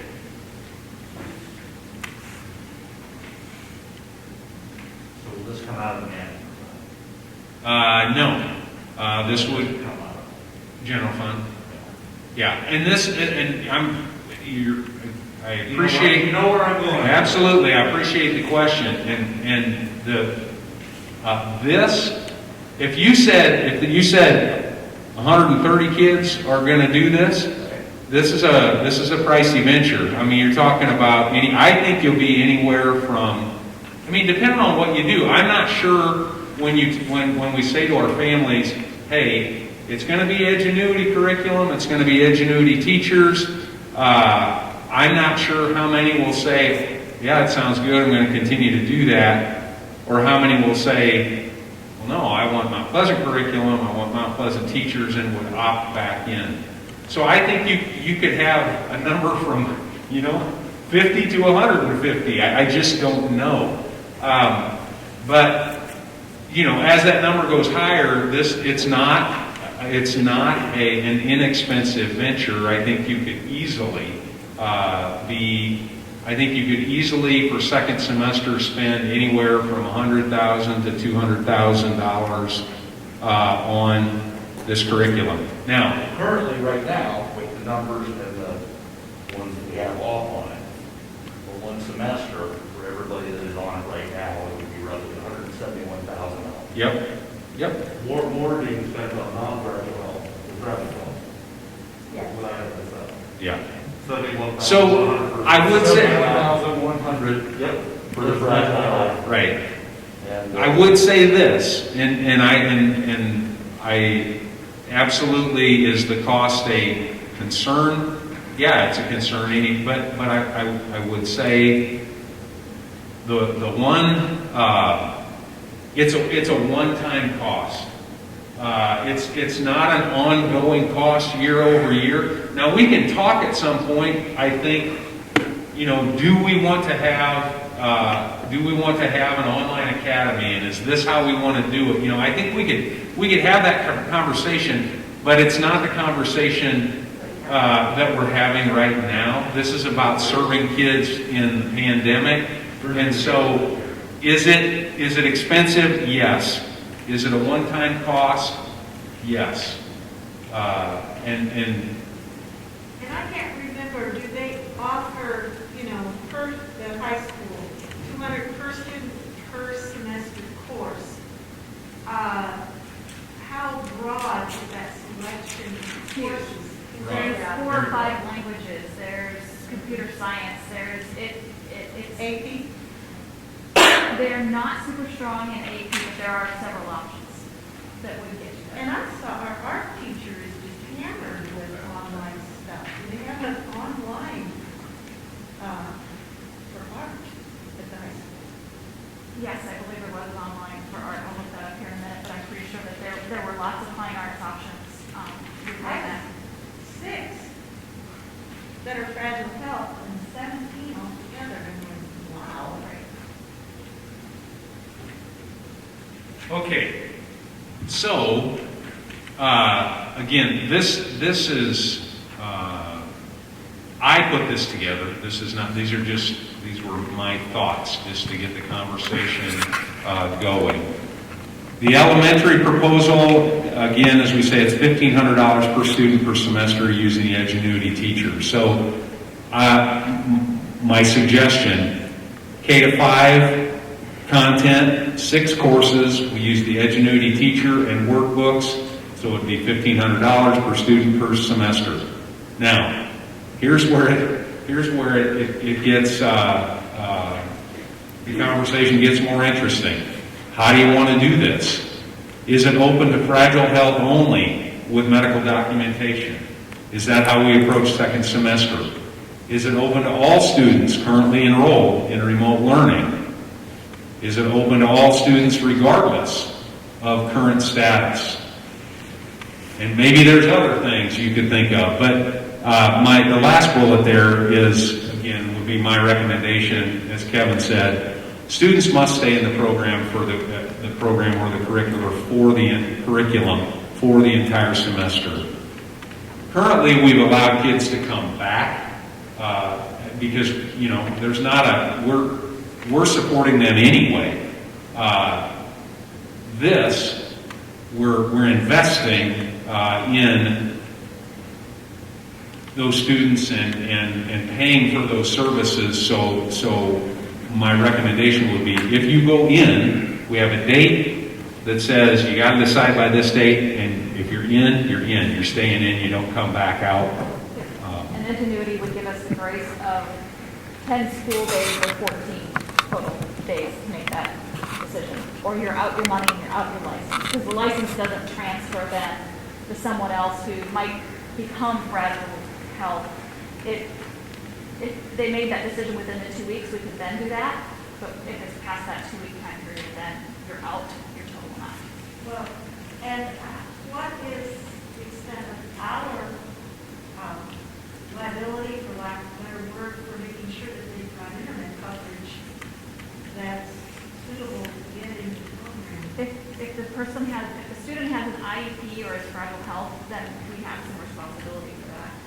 The way we worded our contract previously is we put that ownership back on the family, that they would provide that in the contract that they signed. So I think it would be an individual case by case basis. Yeah, some of it's getting the service to the household, but then there's also like state-of-the-art hardware to get from the line to the computer that we're providing, you know, what all we, and if there's a service fee, we have to pay for that onward. Stuff like that. Those details we have to work out on a case by case basis, depending on the circumstance of that. How many currently have On that, probably 6 or 7. Might be a little bit more than that, but it's something that should be less The total number goes for us, than a little number. 130. Oh, sorry. The IEP, okay. Is that the That whole is group total. represented? So I would, we're discussing those options, Mr. Lyon, thinking it out first, but I hear what Todd's saying, the other teachers, that I'd like to keep as many students in our district, right, as possible. So if we don't provide that for those students that are being successful, so can we deem if they're choosing remote, not because of health reasons, but they're being successful, then I don't want to lose them long term. Maybe, and they could have very valid concerns for not wanting to bring their students into the school district. Maybe they do stay at home and they don't do other activities. So I think it's still in our best interest to try to retain those. But what can we do to make sure that those are the ones that we're investing that in, that are going to be successful in that? Because we're going to invest all this money for something that's not going to be successful, then we're just throwing money. What's the easiest way to hold the herd? So, How can you? Well, if we start from, we have to provide fragile health. If we start from there, and then, you know, I think the question becomes, do we offer it to everyone, and then, to your point, someone who has been in it but is not being successful, you know, do we, is that a student that we say, no, it's, you know, we tried this and it's not working, you know, bring you back? Yeah, is there something is there, what was being successful for first semester? Did you pass? Did you have failing grades? If you had failing grades, then it could be a no-go. But if you pass all of your classes and that deems you successful, then yes, we will invest for this other semester until you return to school. maybe it would be passed with a C average or something Well, like yeah, that. but we're talking about elementary that doesn't even have anything like that. So. Yeah, but at the But we have documentation on who's turning the work in and who's not turning. We have students who have, at the elementary, 40 assignments that they haven't turned in. That's not being successful at that point. So we can say some of those qualifiers. And I would think that if they're not coming to school, but it's not an issue with fragile health, I would be less inclined to pay for their internet. You know, their service, their hardware, all of that. Yeah, but we're not doing that now. No, we're not. And they're learning remotely now, so I don't know that they're. There are a couple of instances where we've supported them with internet because of the circumstance of the student. Again, if it's an IEP with fragile health, we have to by law do that. I think we have maybe 3 hotspots in homes to support students with internet. Everybody else who voluntarily opted in without it being a fragile health situation, we're not paying their internet. We're not. It's expensive enough. Mr. Lichty? I didn't hear it. If I missed it, I apologize. But is this an all or none? I mean, we have high school kids who are allegedly not coming to school because they're afraid to catch COVID, but they're in band, they're in choir, they're in 2 or 3 classes where they're mixing with the other kids anyhow. So I actually, So if we do have students that are, I guess I'm naive and foolish, Not but if we have students that are online learners doing this, are their students still participating in Yes. music Yes, and sports? yes. Yes. Why? Because when they opted in, that was how it was, that was an allowance because of the fact that our homeschool assistance program students Right. could do that as dual enrollment. And so That was one of the governor's directives at one point. well, you don't have to allow that, but we did 2 things. As Katie just said, we did allow it. It was. I felt like it would be difficult to say to those families who were choosing a different method, homeschool, for example, who were dual enrolled, that they were doing that and accessing co-curriculars or extracurriculars. But if you're doing remote learning, you are not able to access that. So I thought that was a difficult rub. The second thing is if you opt for non-COVID related, if you opt for an online academy like Des Moines Virtual Academy or CAMP or Clayton Ridge, if you opt for that, you do, in legislation, you do have the option to take 2 co-curriculars at your home district. So that was another reason that it was kind of a difficult rub to say, you know, you're not going to be able to do this. But you don't have to allow it. So it's really not an issue at the elementary, but at the secondary, it can be an issue. To Todd's point, you know. Don't they still have the same eligibility requirements that our students in school have? That will hit at semester. Everybody, due to COVID, everyone was deemed eligible for the fall semester. Oh, okay. because they lost 9 weeks in the spring, so things like. Yeah, no. So I think as you, it's definitely, you know, here we are having the discussion.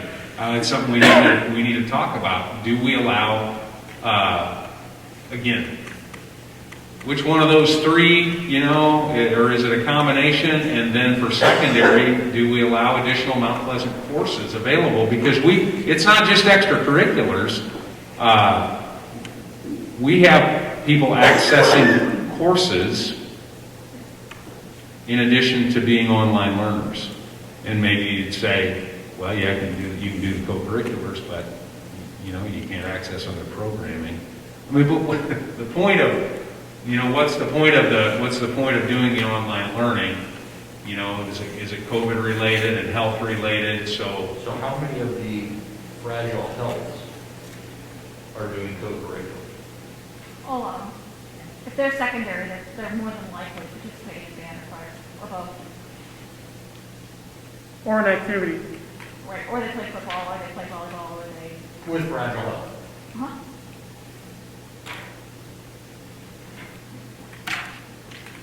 We've been shaking our heads.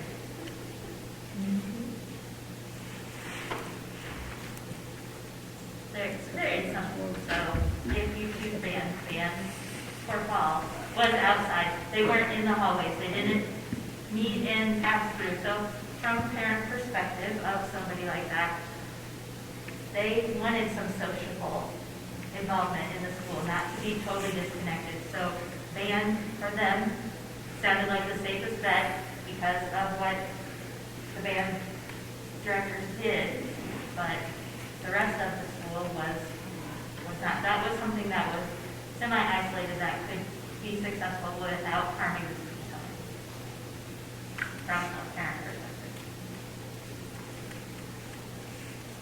Is that everybody's? No, certainly not everybody has that kind of motive, but there are some situations where that. We shouldn't demonize them because they have a fragile health. I feel. People take advantage of the situation. I view it as, I suppose you call it ironic. It doesn't make any sense in my brain either. Why are you working when you say you can't go to school, right? But for then us to say, well, you said you can't come on, or you don't want to be in classes, we don't want you anywhere around campus, I don't feel as though that's right either.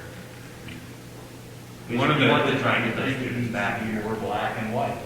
yeah, I don't As know. opposed to, well, Johnny was good this year Yeah. in his online classes, so he can come back. One of the things I think we could legitimately, well, I mean, I'm not saying what we would do would be illegitimate, but legitimately, the legislation, current Iowa Code legislation with regard to online academies is, and Katie and I have talked about this a lot, would we allow for 2 co-curriculars? Because that's what, if you decide to do a virtual academy and you want to do the co-curriculars in your resident district, that's what you're allowed to do. For anybody who open enrolls out to a virtual academy, you can take those 2 co-curriculars. But when you start to get into, you know, and band and choir are deemed a co-curricular. You know, it's curricular and it's extracurricular, so it's co-curricular. Well, I could see like maybe some of Marge's classes or Matt's classes or other things that they're not going to touch with ingenuity. You know, the real hands-on, learn it, figure it out, get dirty, try and troubleshoot this engine, whatever, you know, or make something that doesn't make a puddle in the bottom of your oven. I could see there being a lot of classes that a kid, well, just like the conversation we had with the Mission Quest kids, that would want to come out here for some things, but not for everything. The only thing that we've talked a lot about this, and I think we have to remember why we're doing this at this point in time. It's pandemic related, and I think what you're saying, Martha, is a different model than I think we're trying to put together for second semester. I mean, if we're going to do So if we don't, for the 70 students that aren't being fragile health, we tell them to come back to school or find another option, and they decide, okay, we're going to find another option and we're not going to come back to school. There's 70 students who are down in enrollment next does the benefit of the cost of the $100,000 at this point? Will they or won't they? That's the question, but that's where the one could come. We want to keep them tied to the school. And I do I believe get that, but code you've would got go- to draw a line somewhere. The flip side to Andy's point, like, I hear Andy saying that, there's potential loss there.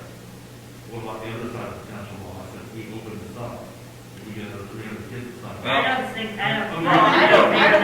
gotta draw a line somewhere where we can. Yeah, I don't think we're going to open this up to everybody. I would not. I We would have not. to bring to that.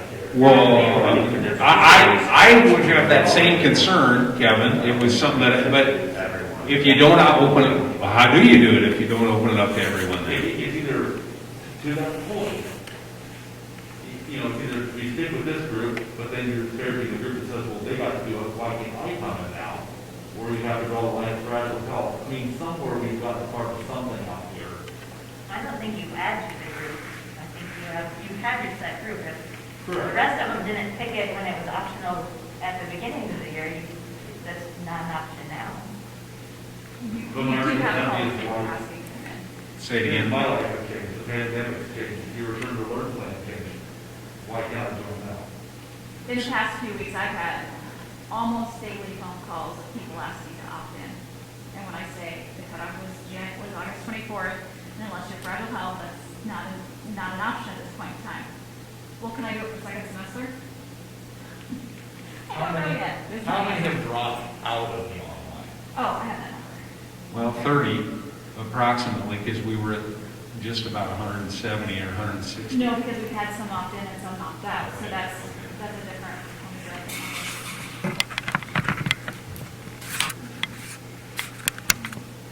Knowing that it's an Edgenuity curriculum instead of a Mount Pleasant curriculum. While she's looking at that, Michael, did you have something?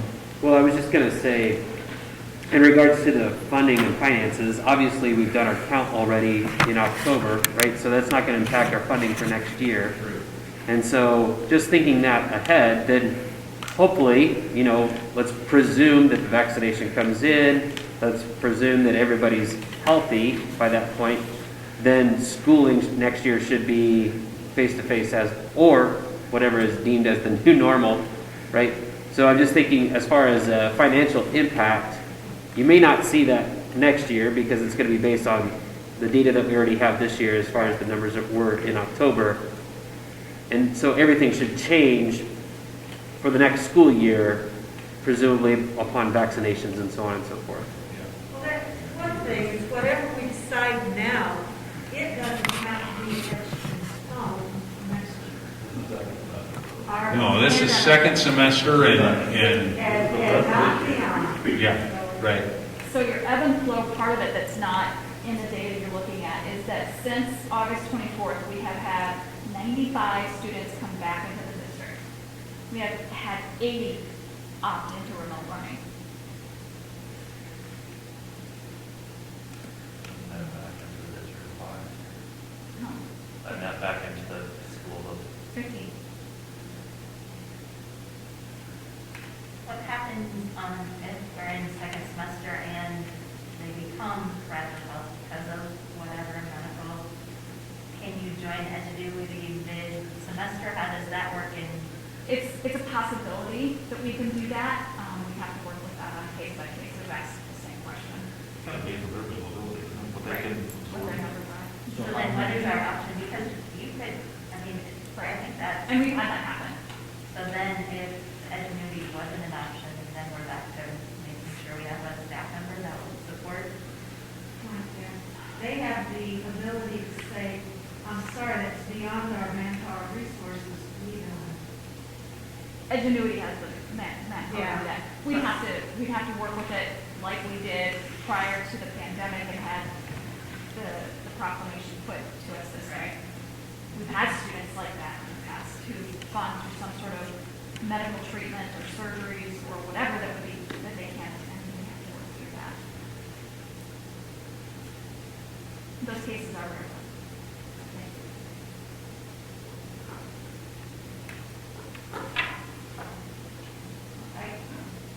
I like the idea of letting those students who were successful first semester whatever benchmark success that would be, given the option to continue with ingenuity if we choose. I don't know how expensive that'll be, this whole thing is expensive. But fragile health people for sure would be given the option, and they may say, no, and they want it to be face-to-face, I don't know. Just depends on the family, the circumstances, or what they see happening around them.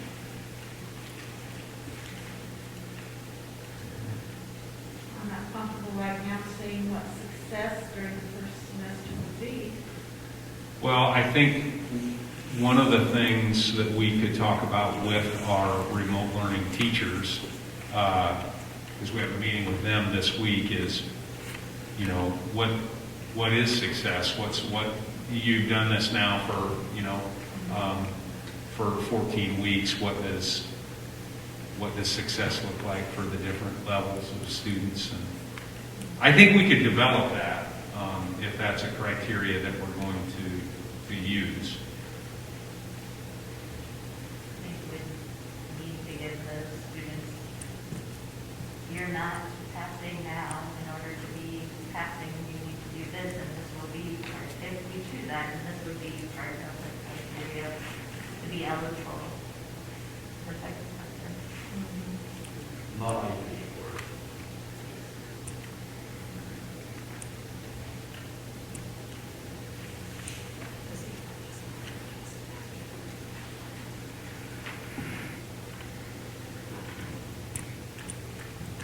Other comments, thoughts?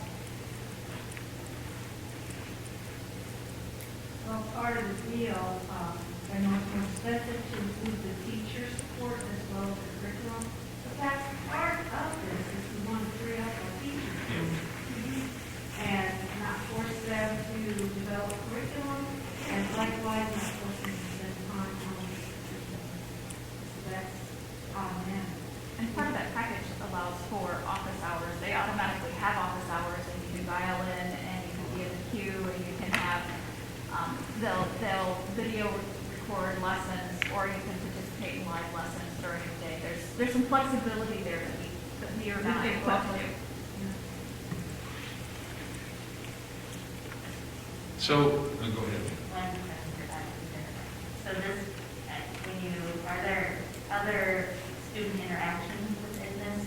Right, they would have the course pieces that, if you went on to a Zoom session, there'd be other students in a class, there would be those other connections. They do more breakout sessions and things like that get you some of that socialization that we can provide for.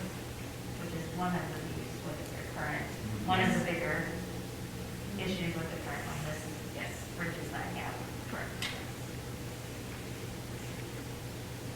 So I was going to try to. We know it has to be. We know this has to be open to students with documented fragile health. And then beyond that, could we say that it's open to all students, but or new students for the, you know, those who have been successful as we develop that criteria in the first semester, and other interested students, knowing that it's an Edgenuity curriculum, but that those who have not been successful in remote learning, again, based on our criteria, they wouldn't be allowed to do remote learning second semester if they're not fragile health. And I'll add this, with the option of 2 co-curriculars. Well, and it also should be stressed that if you're K through 5th grade, that there needs to be an adult, whatever their good word for that was, it wasn't coach, but it was something. Supervision, facilitator, whatever that is right there with the student and helping them. And the elementary students that are being successful have that. Family has taken on that responsibility, and they are doing a really nice job of that support, and they have structure, and they have workspace, and they have those things outlined. Those are the students that are doing better in the system than not. I don't know what our position is.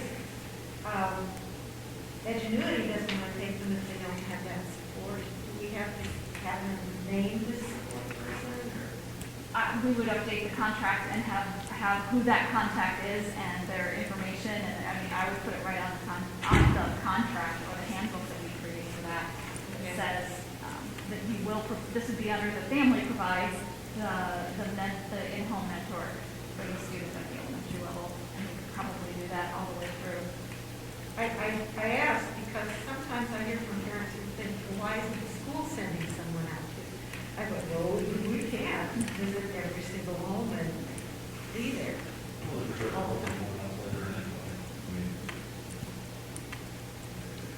don't know what they're thinking, exactly.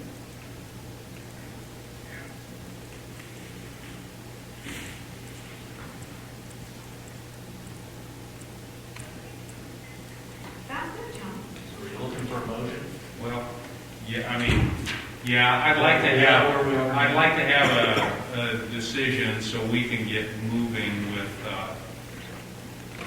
Edgenuity and start to, put it together and let our families know what the expectations are going to be.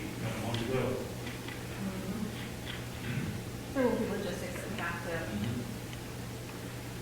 work through.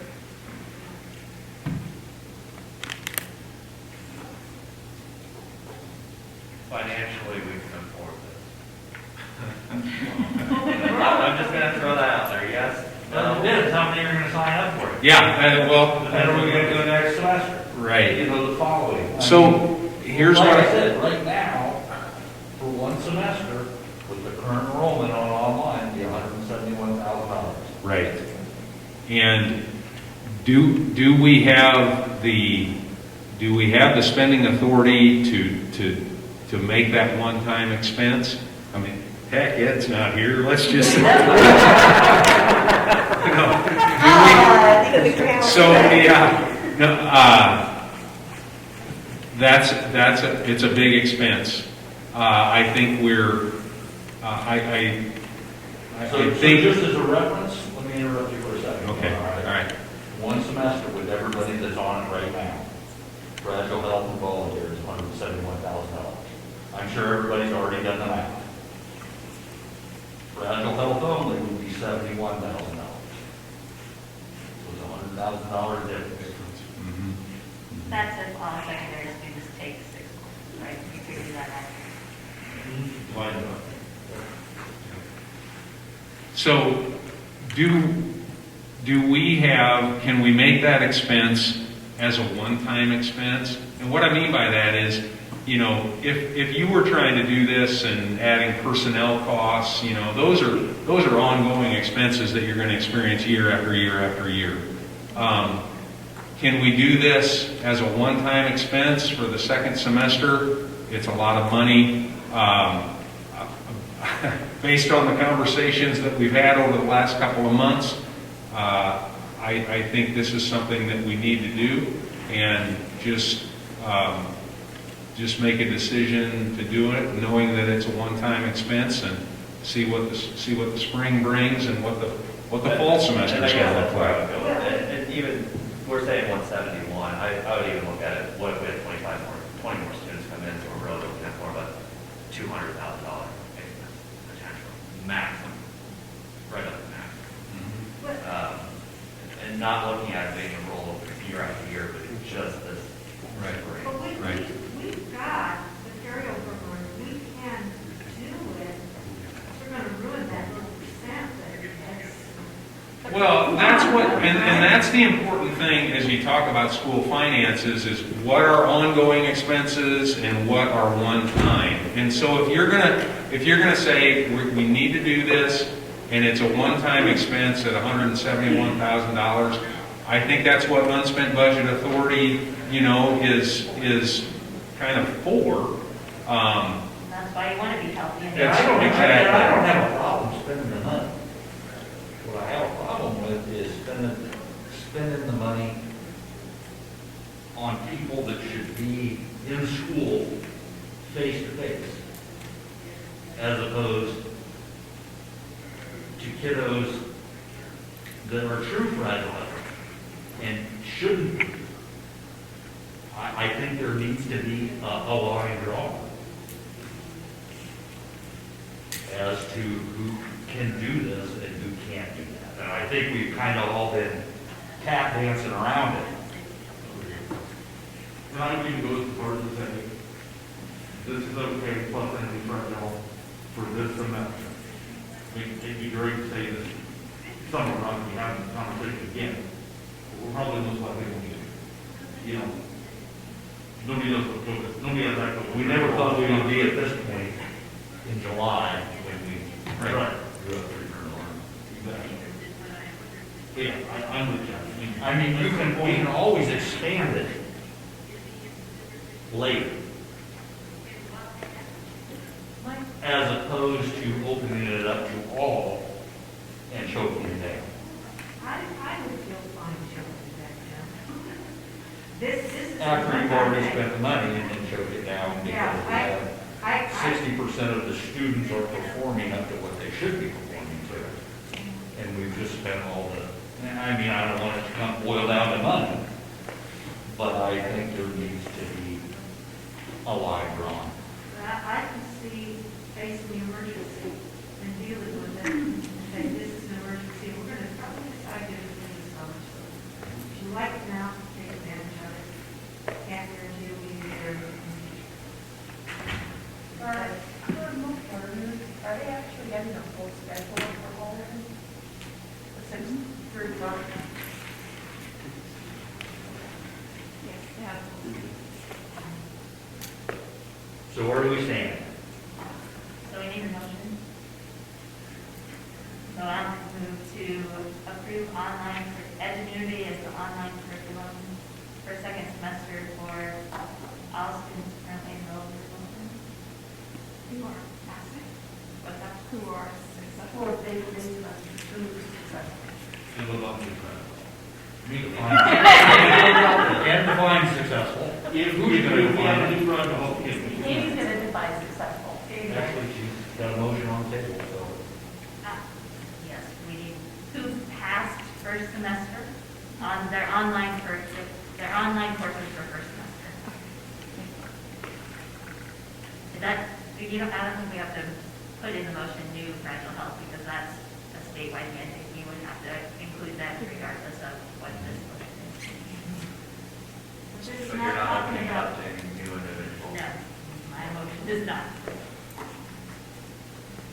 Is there a second to that motion? Can, would you do questions first, or you get the No, second? discussion, second, the second Motion, motion. then you Okay. discussion. Okay. Is there a second to the motion? I would say. Okay. Now you can ask a question, Joe. I know you have the question on, well, I thought you were going to ask, what I thought you were going to ask was others who are not Fragile Health, but have been contacting you about, can I get in for second semester? Oh, right. And this motion would be, no, No. you can't get in for Right. second semester. I guess I would like to add that they can get in, as we're coming up to an area where you can't add it, you need to move. Well, you can make an amendment. You make an amendment to the motion with regard to the second. You can still have an amendment to the motion. Robin says we can do that. And the reason I say that is we're coming up to an area where people are going home for the holidays, they are going home, and they're saying we're gonna have a spike on top of the increase anyway. And we're gonna be right there again at Christmas, right there come second semester, and more people are gonna be looking. I'm getting better and better at that every day, but it's making those calls of, is this Dr. note from Timbuktu with some foreign writing all over it, legitimate or not legitimate, and it's just really hard to say this way is right or this way is right. It's a case by case piece. I have students who at the beginning of the year wanted to work full time and are in remote learning because they hit the sign-up date. Well, okay, it was open, so we didn't have good rationale to decline that at that point in time. So it's all about this growing conversation But of those what we kids want. can do second semester now too, or second, Because they're in. because they're in, because they made the decision, oh, here's. Right. So like I said, there And then isn't, passed. And so it's not a one-size-fits-all situation. I'll be more than happy to talk to each individual based on the recommendation. Well, and maybe I have a question. we open up with more, if we open up, we add more parameters. Like, are you, you've been quarantined 3 times, did you do anything? I mean, I think, because if they were quarantined 3 times and had access to campus and didn't do anything, that's pretty indicative of what's going to happen if they're in ingenuity. Would we better serve to look at education for only the students who currently not in there, and hiring somebody to help with the homeschool assistance program for the second semester, which would allow us then to take more students into that program? I was thinking. Would that be more cost effective? Beefing up that option. Even a half a year teacher, even a part-time half year teacher, you're looking at what, 25% of what the pay scale is, so you can find a person. Yeah, I mean, that's, yeah, if you were half-time, I mean, it's probably gonna be $40,000 on a contract, and,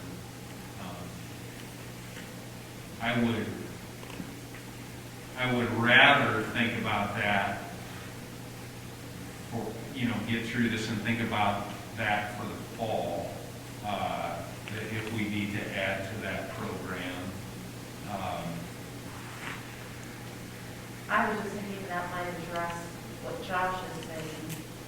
If we have those students who are wanting, and we say, no, I'm sorry, this isn't really going to be the option, could we potentially increase any of our numbers in that homeschool assistance program to address some of that need or not? I would definitely want to talk to Lynn and Cara about that. Before we made any decisions there. Completely understand. I'm just throwing it out there for discussion as we think about it from feasibility and financial perspective. Well, how much lead time does educating need to prepare to get their teachers in place? And we've got a turnaround here. We have a quick turnaround, yes. Kevin said it's about a month. I mean, they need 3 weeks, but, and we don't know, I mean, we need to tell Mississippi Bend and Edgenuity how many kids we have, because that determines how many teachers they've got, and we are assuming, based on our conversations with Edgenuity and with Mississippi Bend, that we could get 130 students placed. And we don't know that. We're assuming. Right. And do you say that number based on the number we have now, and if you get fragile health in and there's seats left over, that then you open it up and they can fill those seats? Is that an option? We said we're not going to do more than 140 seats. Yeah, 150 seats. We're not going to do more than 150 seats. Fragile health, after fragile health first, and then. Well, that puts a number on it. The people that were in first semester and then opened it That up was to, successful. that were successful, that passed, and then whatever remaining. But doesn't that open up a, Get more than 150 people, how are you gonna pull that? It'll be a lottery or however. that just, I'll let you know. you throw the carrot out there and say, oh, sorry, you did it, and then Yeah. I think you're worse off than if you didn't offer it at all.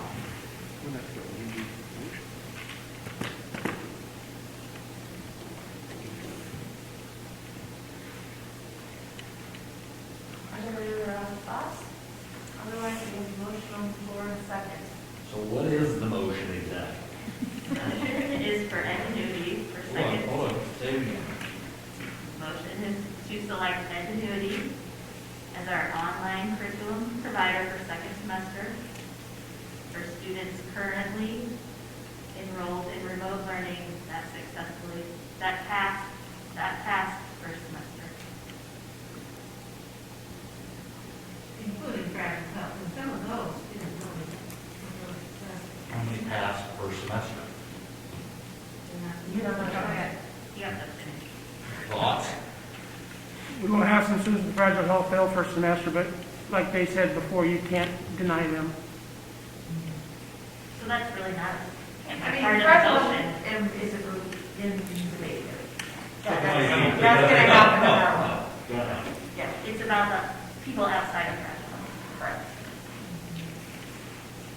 Which in my motion is students currently enrolled that pass first. And I second. One more question. Is part of that motion, because it's going to come up, is part of the motion the ability to take 2 co-curriculars? Yes. That really doesn't change anything we're currently doing, except moves the curriculum from Mount Pleasant curriculum with students to a new AP curriculum and community. Well, just to clarify though, because we do have, are you saying, because I've got no additional Mount Pleasant courses available. So the student who is taking, as Martha said, a course or 2 here or there, because we have some of that at the secondary, A lot of that, that's not available. because those aren't considered covered. Correct, those would be curricular.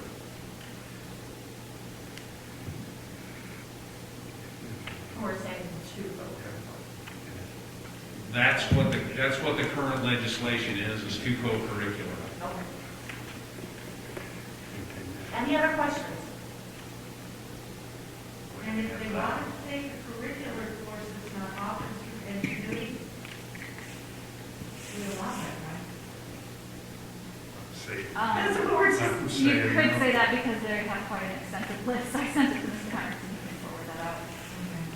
I think you'd be hard pressed not to find something that you would be willing to take there. Truly. I can find things to take for fun, but, you know. Okay. Actually, it's.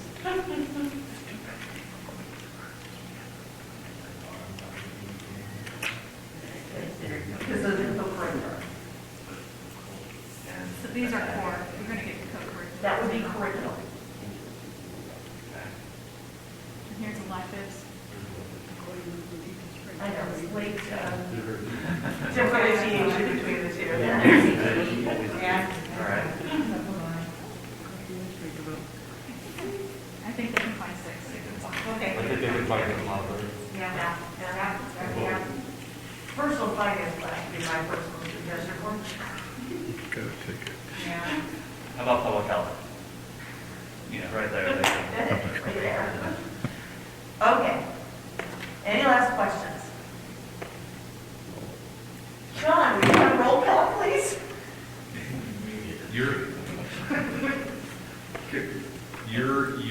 you have anything left to add? Nope. And we're not opening it up to any new students. The amendment didn't have sex. Okay, everybody knows what the motion is.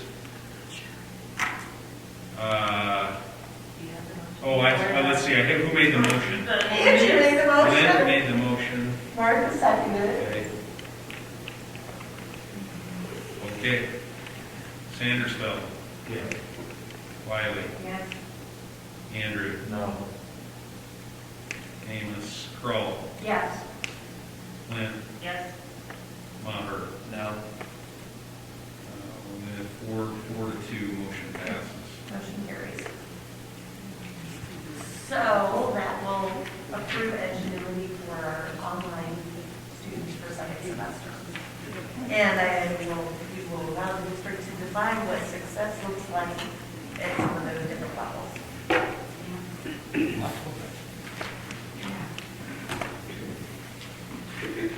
And seeing there's nothing else on the agenda, I'll adjourn this meeting. Thanks, everybody.